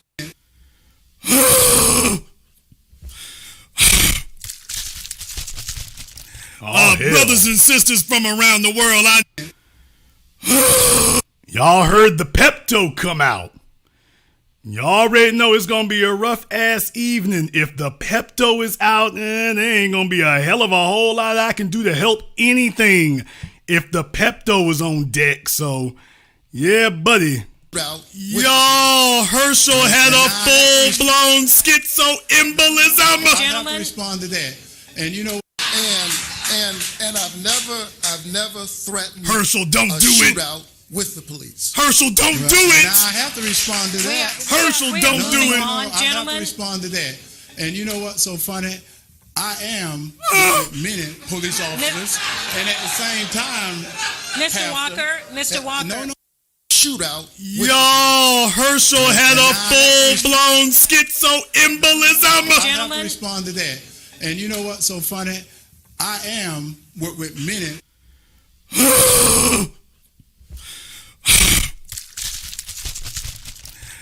Brothers and sisters from around the world, I know we've been long, but I got to do this. Boy, Herschel Walker was testing me. He was wearing me out, and I'm not even running against him. He was wearing me out. I'm just like, dude, can you help yourself? I can't help you, but can you at least pretend you want to win this election? Who in the hell let this happen? Oh, the E&J and the drink is on deck. Matter of fact, he would have been doing better if he had some. All right, I think I can make it now. I think I can make it now. Boy, I had to take a minute. Herschel, what the hell? I know your head has been through a lot, Herschel. I get it. One of his handlers should have run out on the stage when you saw him reaching into his suit coat. One of his people should have run out there and tackled his ass. Why? Why did y'all let him do this? You saw him reaching into his suit coat like an assassin reaching for a weapon. Why didn't somebody run out there and tackle him? Boy, look here. I had to hit the Pepto for a minute. I'm like, am I really seeing this? Is this just when you thought the debate couldn't get any more insane? Just when you thought it couldn't possibly get any crazier? Warnock stumbling and bumbling and running against men. Herschel Walker is bringing out his Cracker Jack Sheriff Star. What the hell happened to politics in Georgia? This was the second most replayed part. Oh, I'm scared to go here. I wonder what's waiting. To Senator Warnock and his people, you can get help. All you got to do is ask. All you got to do is ask. Oh, Lord. But the problem with the truth is you just... Y'all remember this part right here? He's talking about mental illness and Herschel Walker's multiple personality disorder. Oh, boy. You saw it. You just saw it because he won't answer that about evicting the people from the church. And I told him I will pay their... I'll pay their... Herschel. He's not evicting people from the church. Nobody lives at a church. I'm going out on a limb right now. These are like apartments because you got churches with this apartment hustle. In my hometown of Shreveport, we got a bunch of them there too. That's the new hustle. Or that's an old hustle. It's not even new. This is an old ass hustle. Herschel, he's not evicting anybody from the church. There's no one living at the church who's getting an eviction notice. Nobody is sleeping on the pews at night or upstairs, Herschel. You're killing your own point. You were about to make an excellent point, and you just mangled it with your inability to construct a sentence, Herschel. That's what I'm saying. If Warnock beats you, it'll be because the constituency couldn't decipher what the hell you were trying to say. Right. Warnock beat him. You just saw it because he won't answer that about evicting the people from the church. And I told him I'll pay their salary. You're evicting them, right? Okay, folks, I will pay their salary. Folks, I'll pay their, folks, oh, I can't make it. I'm not gonna make it. People, Herschel Walker did something that the disillusion of my third business couldn't do. He made me take 2 Pepto breaks in one program. I'm just like, whoa, I'm too sensitive for this level of irrationality and lack of coherence. I'm too damn sensitive. I don't think I'm gonna make it. It's a good thing I don't drink, because I would just be blitzed on the middle of the floor, slurred and talking to y'all crazy. I don't see how I would get any further. Man, and I'm trying to make it. I told y'all that it gets worse. I told you, I warned you, it gets worse. This is what I was talking about. You know, when he don't want to talk about evicting the people from the church, and I said I would pay their salary. You meant you would pay the rent. You meant you would pay their rent. You meant you would pay their rent. That's what you meant to say, sir. You meant to say you would pay their rent. Tenants don't get a salary. Warnock gets a salary, sir. Y'all, I'm still recovering from COVID. I'm having some upper respiratory issues. Herschel is wearing me the hell out tonight. I'm not even supposed to be yelling. I'm under all kinds of doctor's orders. I'm not even supposed to be getting this excited. But Herschel is wearing me the hell out. I'm trying to hang in there. Herschel won't let me. You can get help. All you got to do is ask. All you got to do is ask. But the problem with the truth is you just saw it. You just saw it because he won't answer that about evicting the people from the church. And I told him I'll pay their salary. You're evicting them right now. We have not evicted. We have not evicted those tenants. I didn't write the article. I didn't write the article. And most other people. Okay, even with him fumbling this and mangling it like he did, the audience was still laughing when he made his punchline. Warnock is weak on this subject. Warnock is incompetent. Warnock knows he cannot defend himself, even against half-baked Herschel Walker. Worked across the aisle time and time to get good things done. That's the third one here. I'm going to stop here for now, but yeah, y'all, I'm telling you, that was a rough one. With Warnock looking like Alita Battle Angel, but that was a rough. What the hell prescription he got on them glasses? Usually your glasses prescriptions make your eyes look smaller. Usually your glasses prescription makes, I should know, usually the prescription on your glasses makes your eyes look smaller. This nigga's eyes, what the hell prescription he got? Who is his ophthalmologist? The Animaniacs?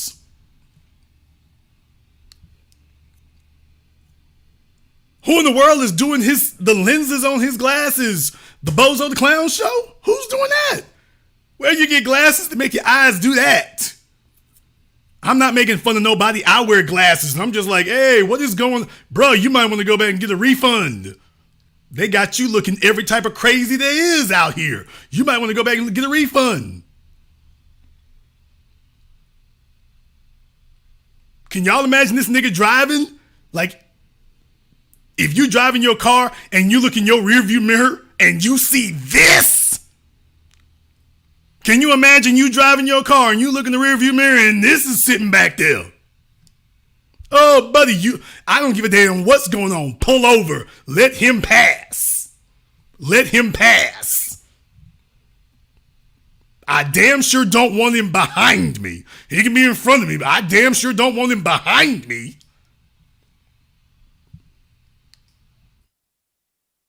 Damn sure not at night. Y'all, I be doing the best I can. I do the best I can. All right, Roland Martin went full in for the illegals. It was so critical and crucial that I document that night. He went full bore that we need the illegals to replace black folk. He went full bore for it, and it probably would have resonated a little bit better if, oh Lord, the gift that keeps on giving, Kanye West shows up and literally sweeps everything else off the table. He shows up and blows everything else off the table. We can't even talk about anything else. Kanye hit so many buttons. There wasn't nothing else to say. There wasn't nothing else to do. We couldn't even, bomb on rolling the way we needed to. Kanye sucked all the oxygen out the room for a good month. That was a contagion. Sucked the oxygen out the room for a good month. Roland's friends here, they said, hey, we're illegal. We'll fix everything. Really? I find it hard to believe, but all right. All right. Then we talked about Elon Musk buying Twitter. You want to talk about a chess move? You want to talk about a chess move? Then the illegals working for Uber Eats, they want $30 an hour. They trying to get registered nurse wages. Uber Eats is that good in New York? You want registered nurse wages? Uber Eats is that good in New York? It is? All right. Then we had Jalen Rose and Kyrie Irving. Had to put that in its proper perspective. High-tech media lynchings. Stacey Abrams learned her lesson. Not really.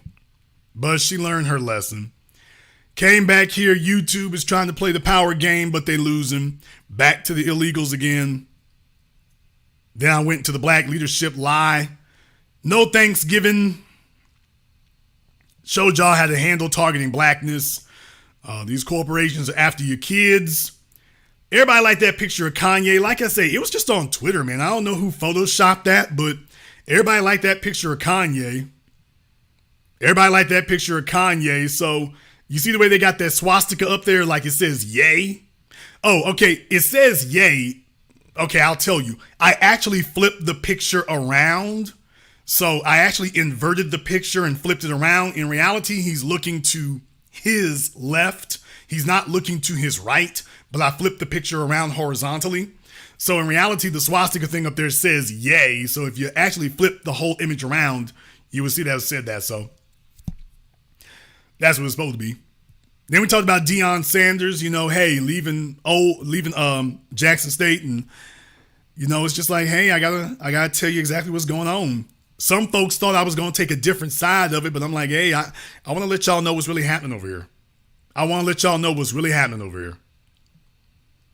Then Roland Martin wants black men to become sperm donors.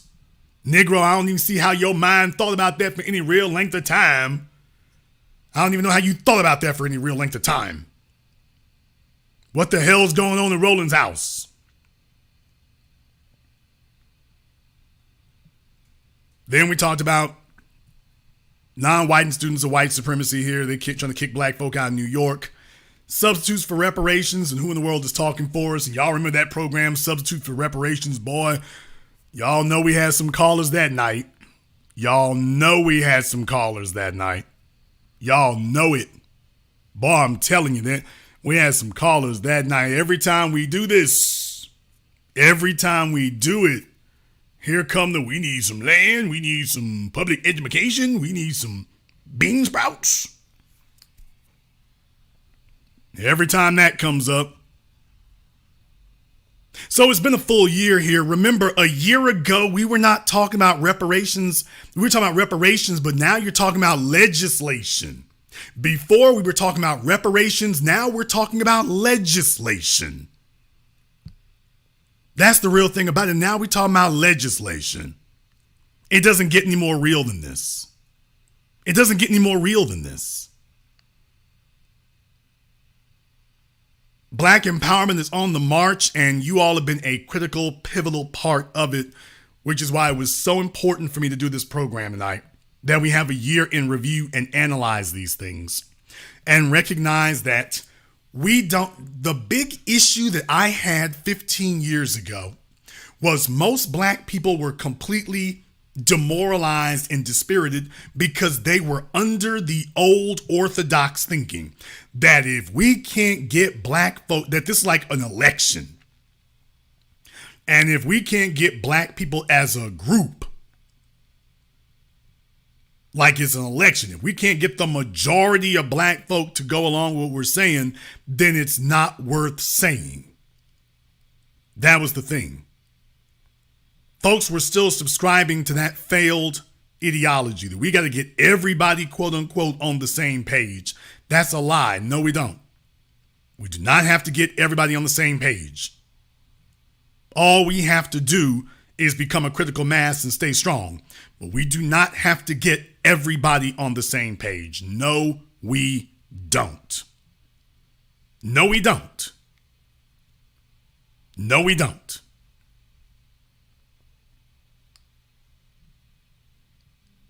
We just need enough of us to be on the same page. We just need enough of us working with each other. We just need enough of us holding it down. And then everything's going to come from there. Everything is going to come from there.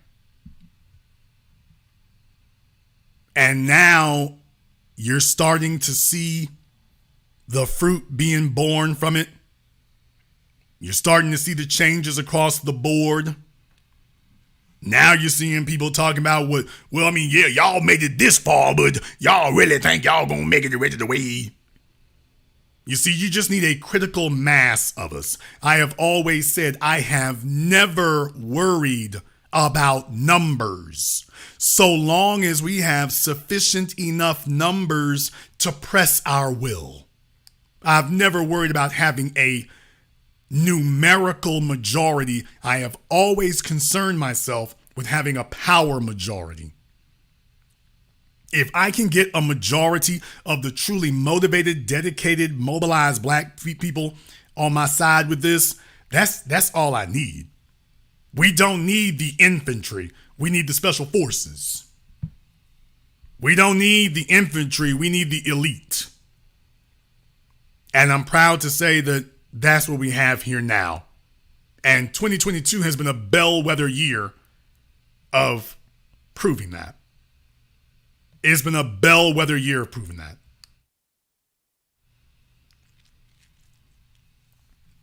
A lot of other folks out there were doubting it, but you don't have quite so many doubters anymore. And a lot of other folks out there were talking about what wasn't going to happen. There are fewer and fewer voices saying that as the time goes on. And this is all a necessary part of what we're doing here because our message is the message. That's the whole point of it. Before now, you had a bunch of voices speaking, and now it's all starting to coalesce in one direction. It's all starting to coalesce in one direction. And we are the people who set the template which the rest of the world follows. When we show how it's done here, then everybody else is going to follow our lead. That's the way it's always been. That's the way it will always be. We are the trendsetters. We are the leaders of black people around the world. And when they see that we do it, when they see how we've done it, then they're going to replicate the formula. Some of them will do it begrudgingly.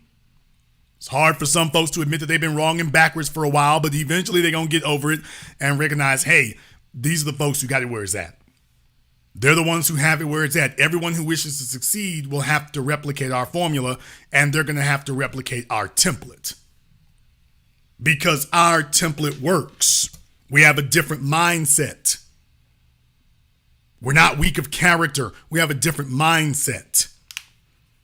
We don't let people tell us what can't be done.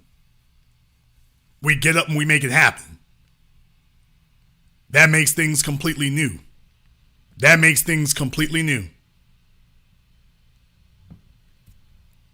However, some of you might disagree. Therefore, the telephone lines are now open. The number is 646-787-1933. That's 646-787-1933. Your personal access code, as always, to the Black media. This is the place where we have been holding court now for over a decade.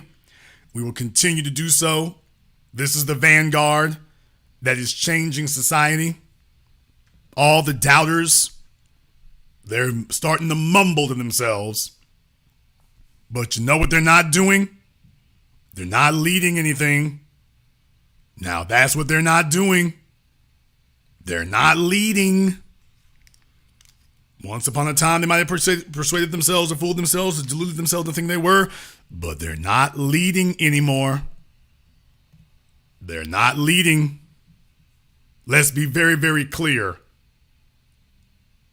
B1 runs this thing. All day, every day.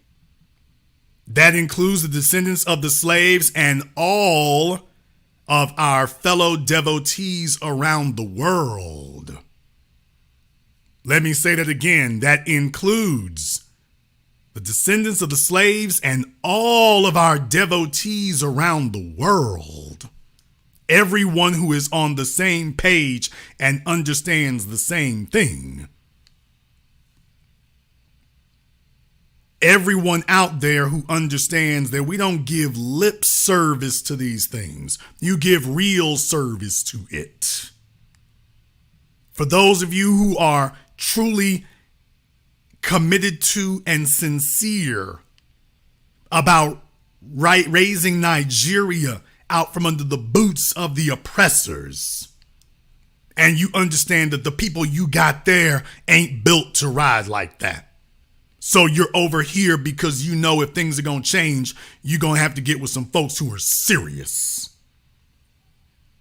To my folks down there in the Caribbean, and you've watched and witnessed as the paradise that is the Caribbean has been overthrown and overrun by individuals not like yourselves, so you got to come here to the source.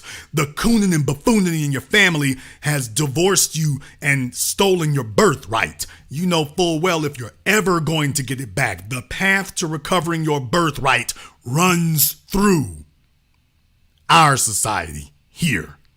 It happens here or it doesn't happen. You talking about leaving the British monarchy? You got too many niggas down there in Jamaica consider themselves to be British. You think you're going to get them to give it up? You think you're going to get them to give that up? They consider themselves to be exotic. Black isn't good enough. They consider themselves to be exotic. Black ain't good enough. Let's be very, very clear. Marcus Garvey did not have fertile soil in which to plant Pan-Africanism. He didn't have fertile soil there.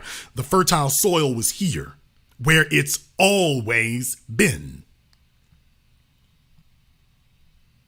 So to anyone and everyone who understands what we understand, who knows what we know, we are all on the same page. And this is the place that is reminding you, this is boot camp. We are here to remind you what you've been doing don't work. We're going to have to get you straightened out. It's going to be a painful process for some. For some of you, it'll be a little bit embarrassing. You know, it's a little bit embarrassing. You've been wearing the clothes a little shabby. You let yourself get out of shape. You allowed yourself to let those people put little hats on top of your heads and things. Now there's pictures circulating. It's not a good look. It's not a good look. But what we're saying here is we're going to get you battle ready. We're going to get you battle ready. But I can't get you battle ready if you're still holding on to backward, failed thinking and ideology. See, we got to divorce you of that. When you come into cell block B1, when you come into cell block B1, first thing we got to do is, hey, welcome to the prison yard. You gonna hit the yard today. Ooh, you kind of out of shape. You gonna hit the weights today. You gonna start doing your sit-ups and chin-ups today, not tomorrow, today. You fresh off the bus, you straight to the yard. Don't I get a warm-up period? You can warm up after your first 25 push-ups. That'll help warm you up real good. No time to wait. And we are going to get to work on you. And understand, when you enter the cell block, you don't make the rules here. You're not here to tell us what to do. On account of the fact you do not run it, we're here to get you in shape, not the other way around. Not the other way around. And when we get done, you going to be ready for whatever happens. No longer pretending you going to be ready. You're going to actually be ready.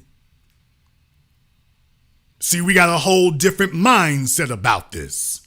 We got a whole different game plan about it. A whole different way of doing things. And what's going to help you is when you adopt that. So in the words of our immortal ancestor, Dr. John Henry Clark, we are here not to destroy you or down you. We are here to tell you it is time to get your house in order. White supremacy is global. Black empowerment isn't yet. It shows up in pockets around the world, but it's not a true global entity. And that is because we got our act together and trying to get everybody else straightened out here too. So you must get your house in order. The more beachheads white supremacy has, the more power and more time they can stall for. So recognize when the folks who put the game in you historically, we are here to do it one more time. We're here to put it in you one more time. But we're going to go ahead and open up the phone lines here now. The number is 646-787-1933. That's 646-787-1933. Your personal access code to the Black Channel. Let's get caller from area code 571. You're on live with the Black Channel. What's your name? Where you calling from? My name is Shakir. I'm calling from Arlington, Virginia. All right, Shakir from Arlington. What's on your mind? When I reminisce, I'm thinking of Michael Harriot and if he still has a job. And going into the new year, I'm thinking about what's happening with Sinzar Reed, the young brother at 13 who was shot in the back, and his white killer is walking free. And I've also got an eye on Akon. So those are the things that I'm thinking about. Yeah, Akon really made a fool of himself, but it's good.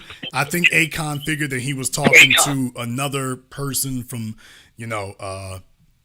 non-Black American stock, and he felt like, what's the worst that could happen? And it's good, get them where they think they're safe, and then they really start saying what they really think. What he just said was ridiculous. What he said was ridiculous. This dude talking about sagging and doing drugs. I'm like, dude, what the hell were you doing? Oh, we ain't supposed to count that now? Okay. All right. Let me get caller from area code 626. You're on live with the Black Channel. What's your name? Where you calling from?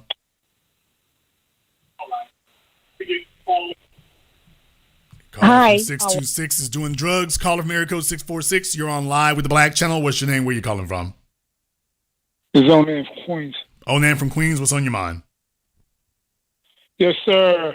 The black media, the voices of the new black media have been a blessing to my life, from you to Professor Black Truth, to some of the other new channels that I found out about, like Lisa Cabrera and Taria and Rain. I definitely got to give you guys your flowers. You've definitely awoken a part of me that was definitely asleep for a long time. And I'm going to land my plane there, B1. Black first, brother. Thank you very much for giving us a call here tonight. Big shout out here to Mr. Dinkins. And I don't mean Mayor Dinkins, but Mr. Dinkins there. Thank you very much for your support tonight. Patrice Lumumba was put in Nevada acid. 300 years ain't nothing. We got work to do, brother. You're absolutely right about that. And once again, a big shout out to Black Mzungu.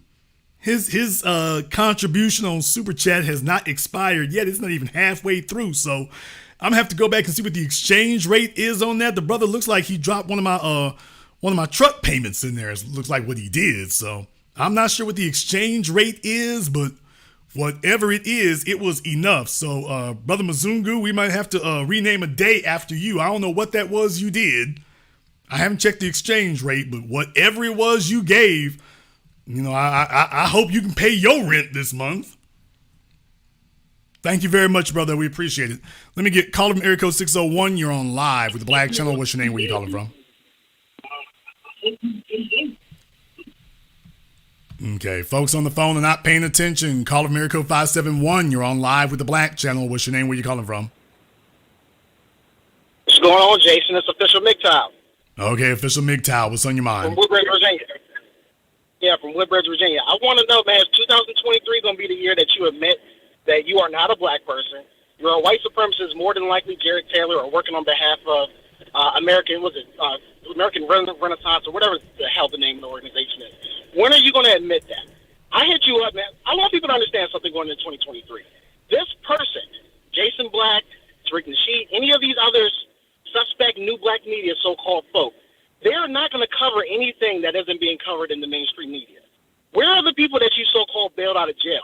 I sent you an 11-page handout, brother, of explaining me getting screwed over by not only the local police, the local government, the state and federal government, and being seriously abused by white supremacists. I hit you up. No, don't try to play, dude. I hit you up, man. And you get back to me and say, oh, do you want to buy advertising for the channel? Folks, understand, this person is not who he says he is. This is a white supremacist imposter, more than likely an agent. You can play games, you can play music, you can do all the little bullshit you want, dude, but you're a fraud, a phony, and you need to repent because you're going to burn in hell for what you've done, dude. White supremacy is that cocky and that goddamn desperate that they will sit up here, give us all the answers to the test, and still be working against us. Do not trust this person. Okay? And by the way, before I go, where's the video of me calling your bum ass out over the summer back on your old channel? That shit's gone. Where's the videos of Jared Taylor on YouTube where I found out who you really were? I have a whole file of all of this. You're a fucking bum and you're not anybody that can be counted on. Go fuck yourself and burn in hell, okay? Play all the games you want. Now hang up the phone, Jason. Hang up the phone, Jason.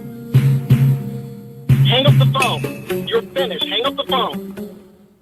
Bum ass niggas like you, Tariq Nasheed, and y'all lying asses are gonna fucking pay for this shit, dude. That's a fucking promise, dude. Because you're a bitch ass motherfucker. That's why you can only sit here and play games and play the Twilight Zone song. You have no defense for the bullshit fuck shit that you've done.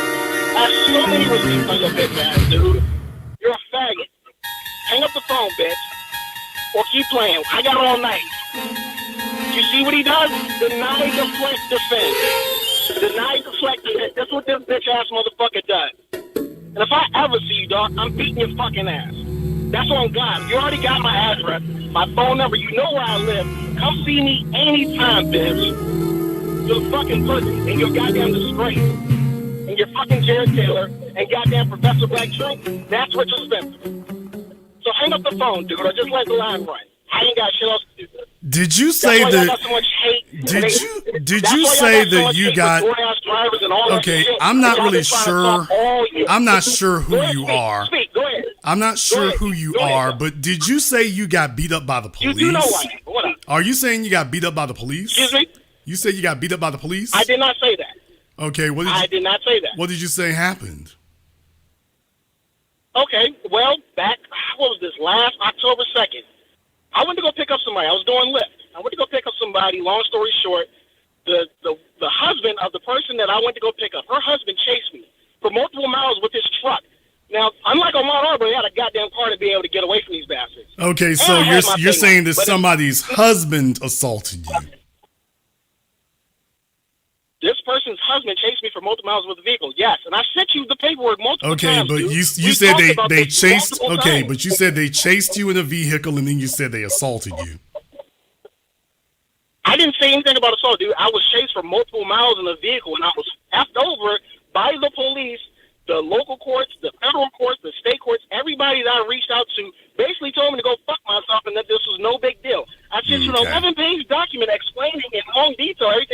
Okay, well, brother, okay, brother, if you'll calm down for a moment. Maybe I didn't check the paperwork or whatever. Maybe I missed it or overlooked it or something. Okay. Dude, we talked about this multiple times. I have the receipts. I mean, if you don't remember, you don't remember. Okay, brother, if you'll calm down for a moment here. I'm trying to address what you're saying. If you'll just calm down some. I think you can see I'm trying to ask some questions here. So if you're just going to overtalk me, okay, fine. So you're saying that somebody's husband was chasing you. You were driving for Uber, and somebody's husband just started chasing you for no reason. They just saw you, and bam! They just chasing you. I mean, from the video that I can show you, that I've showed many a times, I went to go pick up these women, and the husband of one of these chicks started chasing me for multiple miles. You know what I'm saying? Okay. I'm on the phone with the police the whole time, trying to get to somewhere safe and well lit. All right, so you went to go pick up a woman, and instead of her coming out, her husband came out, and he was all kinds of irate. No, that's not what I said at all. Okay, I thought that's what you just said. You're talking in lots. Okay, you went to go pick up a woman, correct? I went to go pick up a woman. 2 women got in the car, and in the same parking lot from where I pulled out from, the husband pulled out. Okay, that's what, sir. That's what I just, and that's literally what I just said to you. You went to go pick up a woman, and her husband was all kinds of irate, and you said I didn't say that. Yes, that is what you just said. That's what you just said. Okay, so now that we're on the same page, yes, that's what happened. I went to go pick up somebody, and her husband. And what you're saying is that you were on the phone with the police, and you reported the incident, and the police didn't do anything about it. They never showed up. They never did anything. Okay, but you're also saying that you were not hurt, nor were you physically injured. So you were chased, but you were not hurt nor physically injured. I did not. First of all, I didn't say anything about not being hurt. You never asked if I was hurt. I never said. Sir, I said a little while ago I said so he assaulted you, and you said I never said that. Yes, because I didn't say anything about being assaulted. I'm talking about being chased for multiple. Okay, so what you're saying is that somebody chased you, but nobody put a hand on you. What does that have to do with anything? Yes, that's what happened. But yes, clearly, as I keep telling you, I was. Slow down. Okay, I'm trying to understand. I'm just trying to understand everything. Okay, so you're saying that you went to go pick up a woman. You're trying to belittle me, but no, sir. I'm repeating. I'm just reciting the events, and you keep saying no, that's not right, and then you come back and say, okay, that is correct. So you're hurting your own case here. But what I'm saying is, you said you were driving for Uber. Is no case. Okay, all, sir. You're not nobody's judge you said you were okay, like that, sir. There is no case to plead sir. You said that you were okay, sir. You said that you were driving for Uber. You went to go pick up a white woman. A couple of white women got in your car. The husband I comes never up. said anything about white women. There you go again, dude. Okay. Like, so you're saying that these. So you're saying that these people were not white? I didn't say anything about them being white. These were Latinos. Okay, were they white Latino? Sir, Latino is not a race, sir.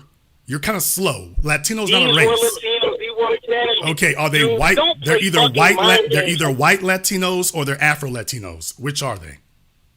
You picked the guess. They chased me with a fucking truck. These were white Latinos, clearly, dude. Okay, the white is a race, sir. Latino is not a race. You have a lot of catching up to do. White is a race, not Latino. Okay, so in any case, what you're claiming is that this woman, these white folk here were chasing you, and the police didn't do anything about it. And you said you reported to the state police and the local police, and you said something about the feds, and you said that nobody is anything. You said they basically told you to go F yourself. Yes. Okay. And I had not one but 2 court dates. About to be 3 court dates. Okay, but when they finally canceled, everything in one of them. Right, but what you're saying is that these folk were chasing you for nothing more than trying to pick up a couple of Uber customers. You reported to all the authorities you could locate, and everybody told you to basically go F yourself. And you got stuck with that situation. Stop talking. Okay. And then when I all right, sir. Sir. Okay, sir. Here, sir. Calm down.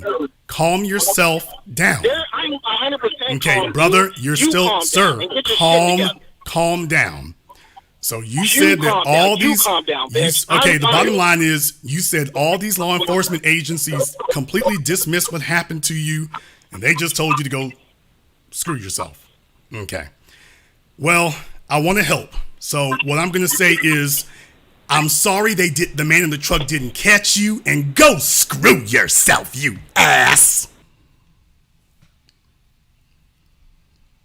I'm only sorry that them folks didn't catch you and give your monkey ass the business with a 2x4 and an axe handle, you mentally deranged lunatic.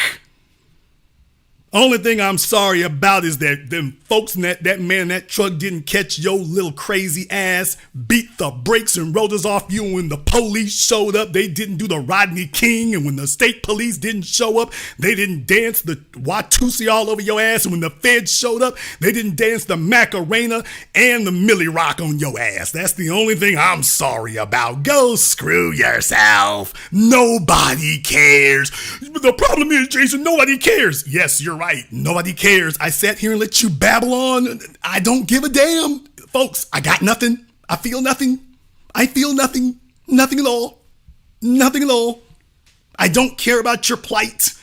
The only thing I'm sorry about is they didn't catch you. I ran, so I run. I run so far away. The only thing I'm sorry about is they didn't catch you. I wish whatever the old boy's truck needs a tune-up. If his truck didn't catch you, it needs a tune-up. That's the only thing I'm sorry about. I'm just sorry that old boy's truck wasn't in better shape. I'm just sorry it wasn't in better condition to catch your little Ubermobile, that Toyota Prius you driving. That 2007 Toyota Prius. I'm just sorry his truck wasn't in better shape to catch you. Wish he put it on. You say you were recording it. I'd love to see it on World Star Hip Hop. I hope he sits here and hip hop and bebop all over your ass is what I'm looking for. You hear that crunching sound? That's me with the popcorn. Ooh. Ow! My Uber. Hey, Cabron. You know what else Prius is good for? Shoving your head up the tailpipe. Oh, man. He's over there messing him up. I'm going to call Jason Black. Call Jason Black. Call Millie Black. Call Black Bart. Call all the blacks. I'm just like, wow. They over there messing his ass up. He's calling me. What the hell? They over there beating his ass and he calling me. What the hell you expect me to do? I'm in Louisiana. I'm all the way in Louisiana. Some of y'all were raised with no fathers in your lives, and you got this Superman complex here. See, this is why you got to keep people from meeting you in person, because there's crazy stalker types out there who are just off their rockers. Let me tell you something, buddy. You run up on me with that 5150 garbage. Okay. Let me tell you something. I ain't a Uber Eats customer. I'll give you something to chew on. I ain't no Uber Eats customer. So in any case, so glad you were able to get a hold of me. Still don't care. And on top of that, my only regret is that whoever in the world it was did not get your ass. That's my only regret. My only regret is that he didn't give your ass the Cheech and Chong. I'll be damned. Caller from area code 651. You're on live with the Black Channel. What's your name? Where you calling from? Good evening, Mr. Jason Black. This is a Bill coming out of Minneapolis, Minnesota. Oh, Bill out of Minneapolis here. Would you like to curse me out too, by the way? Tonight's the night for you, by the way. It's the last night of the year, so everybody get it in. Absolutely not, sir. I'm not going to do that. I don't know what the fuck that Transformer dude was thinking, bro. The only thing I got to say for that dude is that you need to just get a fucking life. You were only lucky that the police didn't beat your ass and put you in the fucking graveyard. That's all I got to say about that. But I wanted to put it in, I just wanted to give you your credit for basically doing great things for the black community as well. But my two favorite live streams that you did this year, the one that you did about Dr. Martin Luther King Jr. and John Lewis, and the caller that talked about that John Lewis getting beaten up, you know, that was really worth it for the civil rights generation. You remember that caller, dude? That really was the eye-awakening moment for me, because it put it into proper perspective about how much failures that the civil rights generation has done to foundational black Americans. And the fact of the matter is that Dr. King warned everybody, even back then, that if we don't push ourselves for Black empowerment, integration and everything else, and all these people that are trying to push for integration is going to destroy everything. And we're paying the price for it now. But I'm glad that my generation and the younger generation too are pretty much saying no more, either reparations, intangibles, or nothing else. All day, every day. Thank you very much for giving us a call here tonight. Yeah, he was probably in that Uber trying to make a move on those women. This little old crazy psychotic bastard, this little bat crap crazy squirrel. He was probably in that Uber. Hey, chicky mamas. Lo siento mucho. Hey, me big papi. Probably trying to rub him on the leg, and they're like, hey, back up off us. We ain't trying to do all that. We just trying to get where we going. Oh, you stuck up hoes. That's the problem right there. You hoes is just stuck up. Don't you know I'm the Uber? Okay, they got on the phone and called damn me El Chapo. He found the right one that night. They got on the phone and called El Chapo. And he's like, oh, dude sitting right there in the parking lot. It's like, oh, instant service with a smile. Instant service with a smile. Yeah, boy, you see some little wild-eyed, crazy little nigga with a Prius trying to drive more than 60 miles an hour. Y'all know them Latinos, they love to get them jacked up trucks like that. They love to get them jacked up trucks with the shiny chrome on it. So it's like, oh, you a Ford F-250 or some Silverado HD. It'll be something like that. Be done run over your damn Prius like Bigfoot in the monster trucks. He calling me up like I'm supposed to do something about that. Keep your hands off them chicks in them back seats, nigga. Them chicks don't want you. Keep your hands off them women's butts. They wanted an Uber. They didn't come for nothing else. He's sitting up here trying to drive the car with his left hand and reach back in the back seat and fondle people with his right hand.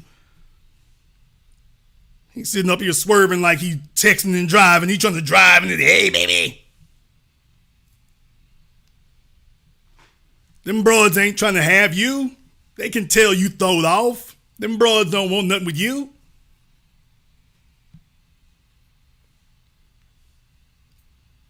This little nigga looking like Waldo Faldo, looking like Raphael Warnock in the front seat. He looking like Raphael Warnock in the front. Like, you ever seen an Uber driver who keeps looking in the rearview mirror at you? Now, that doesn't happen to men.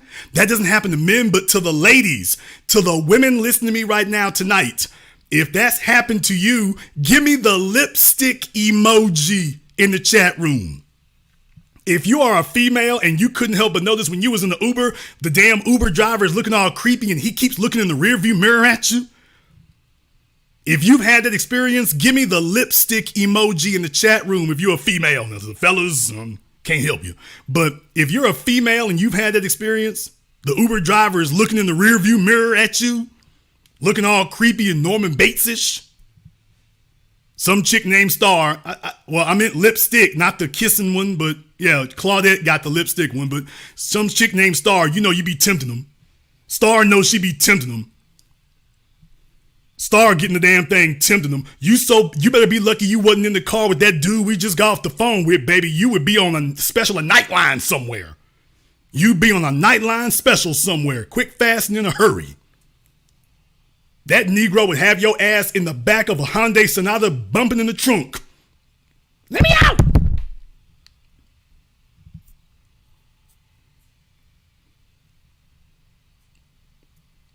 Looking like dude from Silence of the Lambs, he'd have you in the trunk of that car yet to this moment. So, yeah, there's a whole bunch of women. Y'all know what it's like. So this was the little nutty ass, throwed off ass Uber driver sitting up here trying to come up with an excuse to reach through the damn seat and rub you on the knees. He figuring because you called and everything, you want something more than a ride. No. Then he calling me up all extra soggy and zesty and fierce. And you haven't listened to anything I've said. And you haven't listened to me. You haven't listened to me. Nigga, there ain't nothing to listen to. I'm gonna call up Jason. He'll fix this for me. He'll fix it for me. Caller America code 201, you're on live with the Black Channel. What's your name? Where you calling from? Hey, what's going on, Jason? This is Tahuti. Yeah, they told me to call in. I don't know why. Yes, you do. I was just Eve. He keeps telling me to call in. I really don't know. Except I had to ask because with that caller, I mean, you got to have actors. You got to be actors that are calling in. There you go. No, I do not have any actors calling in. He has definitely qualified for the new updated list of worst calls ever. The best of the worst calls. He's definitely qualified for that. So no, brother, I ain't got no acting budget. I don't have that. I mean, my brother Mzungu, he certainly gave enough money tonight probably to do that, but I don't have time for it. I have to actually sit there and speak to him. It ain't that crucial. It's not that crucial. Who does that though? I mean, they do that. They do that. The whole story. Brother, it's more niggas. It is more niggas out here with mama and daddy issues than y'all would imagine, and everybody that they know in the real world has already changed their numbers and changed the locks, so they can't talk to them. So he's calling strangers on the internet because he ain't got no family to sit up here and support him. So it's like, dude, and furthermore, he's calling me for something that isn't even that important. It's like, so did anybody lay a hand on you? Why does that matter? That matters because that would substantiate a crime. Following you is not necessarily a crime. Unfortunately, that's word to word. Even in the case of Trayvon Martin, the issue, yes, is a problem that George Zimmerman's following him, but when he assaults him, now we've entered a new territory. You got plausible deniability, maybe, up until that point. You could just say we was traveling in the same direction. But when somebody puts their hands on you, oh, this isn't a coincidence or a misunderstanding anymore. This is a whole new thing. So all I'm just saying is he's saying that he's swearing. This is a guy who's got persecution delusions. And when your life is very unimportant, then what do? It's like white women yelling rape against black men. It's a way of immediately becoming important. Even if you have to do it like Munchausen's by proxy, it's a way of immediately making yourself important. So he's claiming that, he just, take a look at me. I'm being oppressed. Y'all are not listening to what's happening to me. I'm being oppressed over here. And then you listen to his story and find out he ain't being oppressed. So he's just a little dude who leads a pathetic life. I don't pray for. I pray he don't call my number anymore. That's what I pray for. Thank you very much for giving me a call. I pray he gets his lithium. I pray that him and Herschel Walker, I pray they go and get their medication. That's what I pray for. I pray that him and Herschel go pick up their prescriptions. Being off of it is not helping. Call him area code 601. You're on live with the Black Channel. What's your name? Where you calling from? Pray that him and Herschel go pick up their prescriptions. Okay, caller from 601 is distracted. Caller from area code 917. You're on live with the Black Channel. What's your name? Where you calling from? Brother Black, Sage from Brooklyn. How's everything? All right, Sage from Brooklyn. What's on your mind? My highlight of the year was definitely the situation that you allowed me to assist and handle with Pace University when, there was a tether up in New York and he was talking crazy about Jim Clyburn. And then I guess he didn't want to back down at first. So the next day, we decided to take a trip up to Pace University. And I seen in real time change happen when Pace put out a statement saying separating themselves from him. So again, I want to thank you for that. That was a major, major big moment in my year this year, and I definitely salute you for that. Yeah, that was the 4th of July uprising.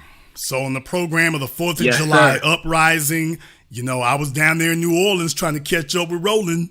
Roland was on the run. I was trying to catch up with him and pull up summer 2022. I can't remember if it was pull up summer 2022 or 4th of July. They were both in the same weekend. But so for those of you who don't remember, it was on Twitter Space, and we playing a new game with it. We playing a new game. See, the old game was where they work at, we gonna holler at them. And I was like, no, because that's not the way you gonna get to this little fella, because he probably working at Foot Locker somewhere.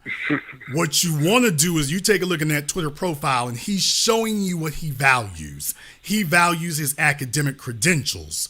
So if you get them we make a whole new thing. When they Google him now, he can't use Pace University anymore. Pace University has disassociated themselves publicly from him. All of a sudden, we had his undammed by detention, and he don't want to speak on us no more. Now he don't want to speak on us anymore. So I'm like, yeah, attitude adjusted. Attitude adjusted. This is how we playing it from here on in. Thank you very much for giving us a call tonight. We're strategic. We're surgical. We're precise with it. Let me get caller from area code 701. You're on live with the Black Channel. What's your name? Where you calling from? Yeah, this is Kevin Jackson calling from Carrington, North Dakota. All right, Kevin from Tarrant, what's on your mind? Yeah, peace and love and black power to the Black Channel. Peace and love and black power to Tariq Nasheed and Professor Black Truth. Down with white supremacy this year. Down with all these coons, tellers, bears, winches, all you NFL players, basketball players, sports centers, sportscasters, news channel anchormen. You ain't down with this black empowerment with this FBA family. You ain't down with us trying to get our reparations.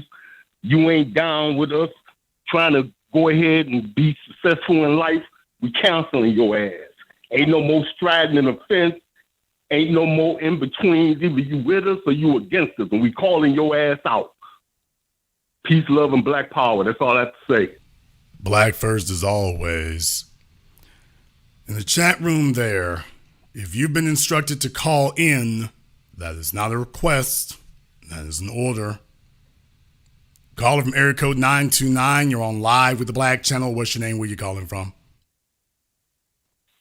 Good evening, Jason. This is Daryl from Chicago. Daryl from Chicago. What's on your mind? Jason, as always, excellent broadcast tonight. And I have to say my moment here was when my nephew started listening to your broadcast. The stuff that we talk about at home, the same thing you've been saying.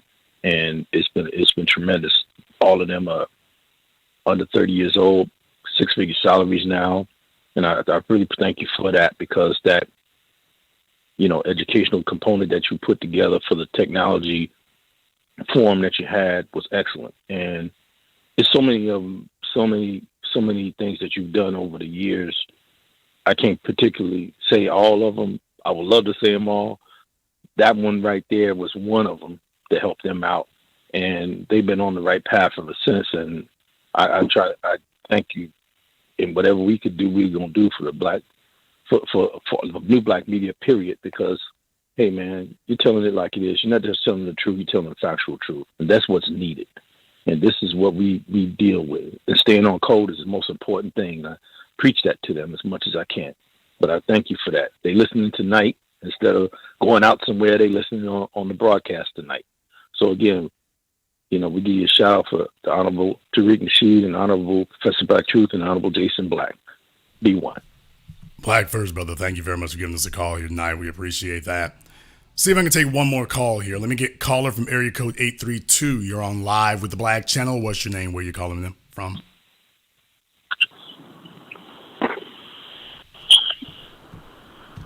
Okay, caller from area code 832 is being pulled over by the authorities, so we'll give them a chance to go ahead and get their paperwork straightened out for them there.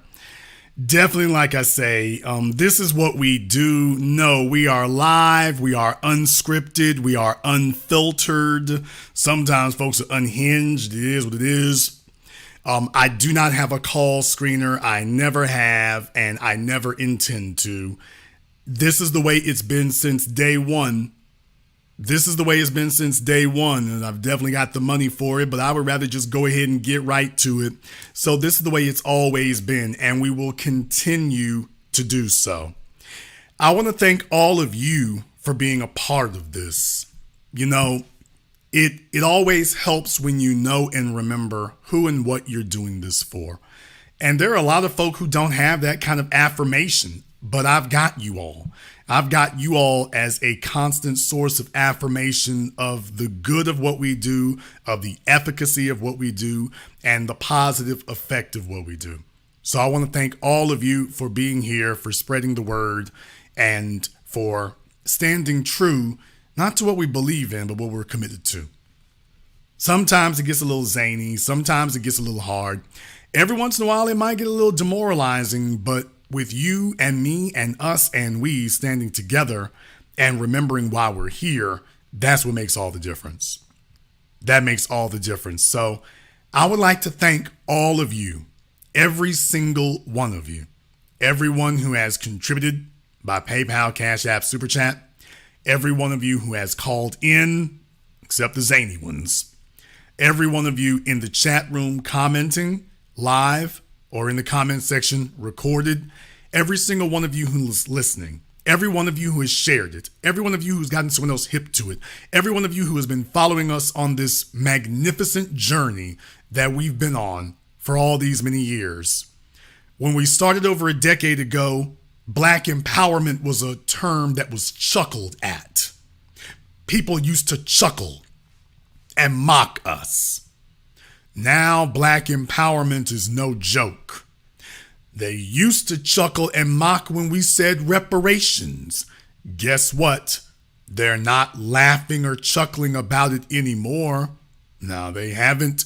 In some cases, they haven't given up the ghost just yet, but they're not chuckling and laughing anymore. And by the way, we're just getting started. We're just getting started. I want to thank all of my mods. Let me tell y'all, they need combat pay for putting up with me. I am not an easy man to cooperate with sometimes, but I want to thank all of my mods for being a part of this, especially Just Eve and D Tubman. They've been with me for a minute here. They're always on call. They're always on duty.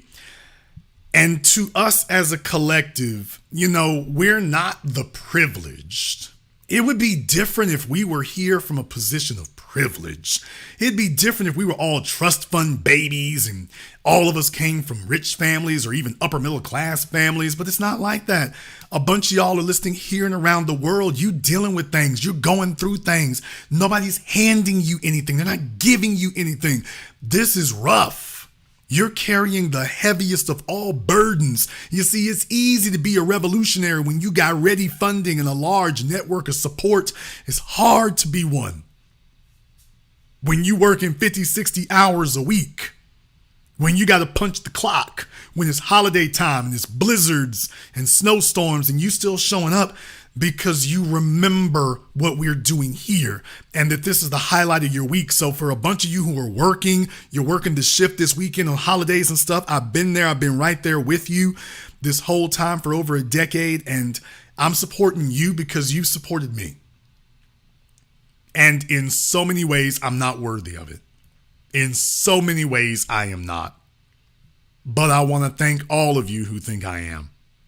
And that motivates me to keep doing what I do. That motivates me to keep doing what I do. And let me be very, very clear on one point.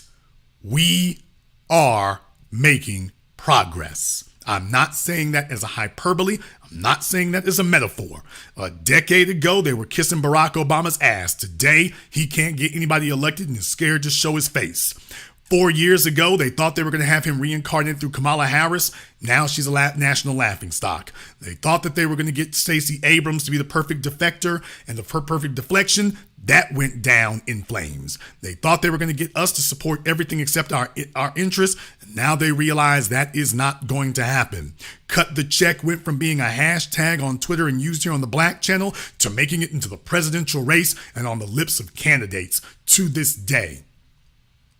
We've had billboards. We've had politicians out of office. The agenda is front and center.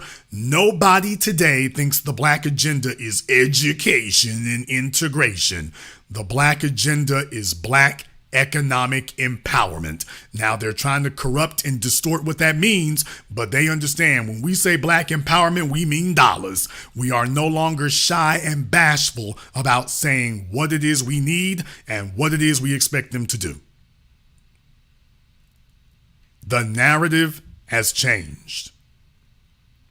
I thank all of you for being a part of it. And as always, I am just your host, your brother, your humble servant. I serve you. I am merely the messenger. All of you are the message.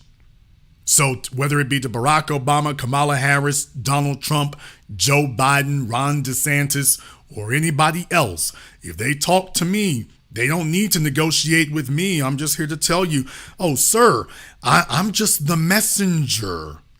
Take a look at all these hundreds of thousands of people over here. They are the message I came to bring you. And the message is unapologetic, unadulterated, and uncompromising. I'm just the messenger. All of you are the message I came to bring. I want to thank all of you for joining us here tonight. And if you are new here to the Black Channel, welcome to the haven of intelligent black thought. We do this every weekend. Over 143, because I've lost some subscribers, 143, it was 144, 145. I've lost a few since I made the channel private, but over 140 some odd thousand subscribers and rising. We are not a little thing. We are the Black Media. Click that red subscribe button. Click that yellow notification bell. Join us each and every time we're here. If you haven't been to our website, blackchannelfilms.com, check it. 7 a.m., gentrified, race war. And I hope that you'll all be here for me with whatever other ventures may come. My next venture may look as different from the Black Channel and Black Channel Films as the Black Channel and Black Channel Films was different from everything that came before. I hope you'll be there. And this concludes tonight's broadcast of the Black Channel. Thank you, One Thou, and everybody else who's contributed to support tonight's program. Big shout out to Mzungu. Your contribution has not expired yet. So whatever the transfer conversion rate is on that, thank you very much. This concludes tonight's broadcast of the Black Channel. I am your host, your brother, and your humble servant, the Black Authority. And until next time, to all of my brothers and all of my sisters from all around the world, remember, eat this, drink this, sleep this, think this, breathe this, feel this, live this, love this, everything we are, black first.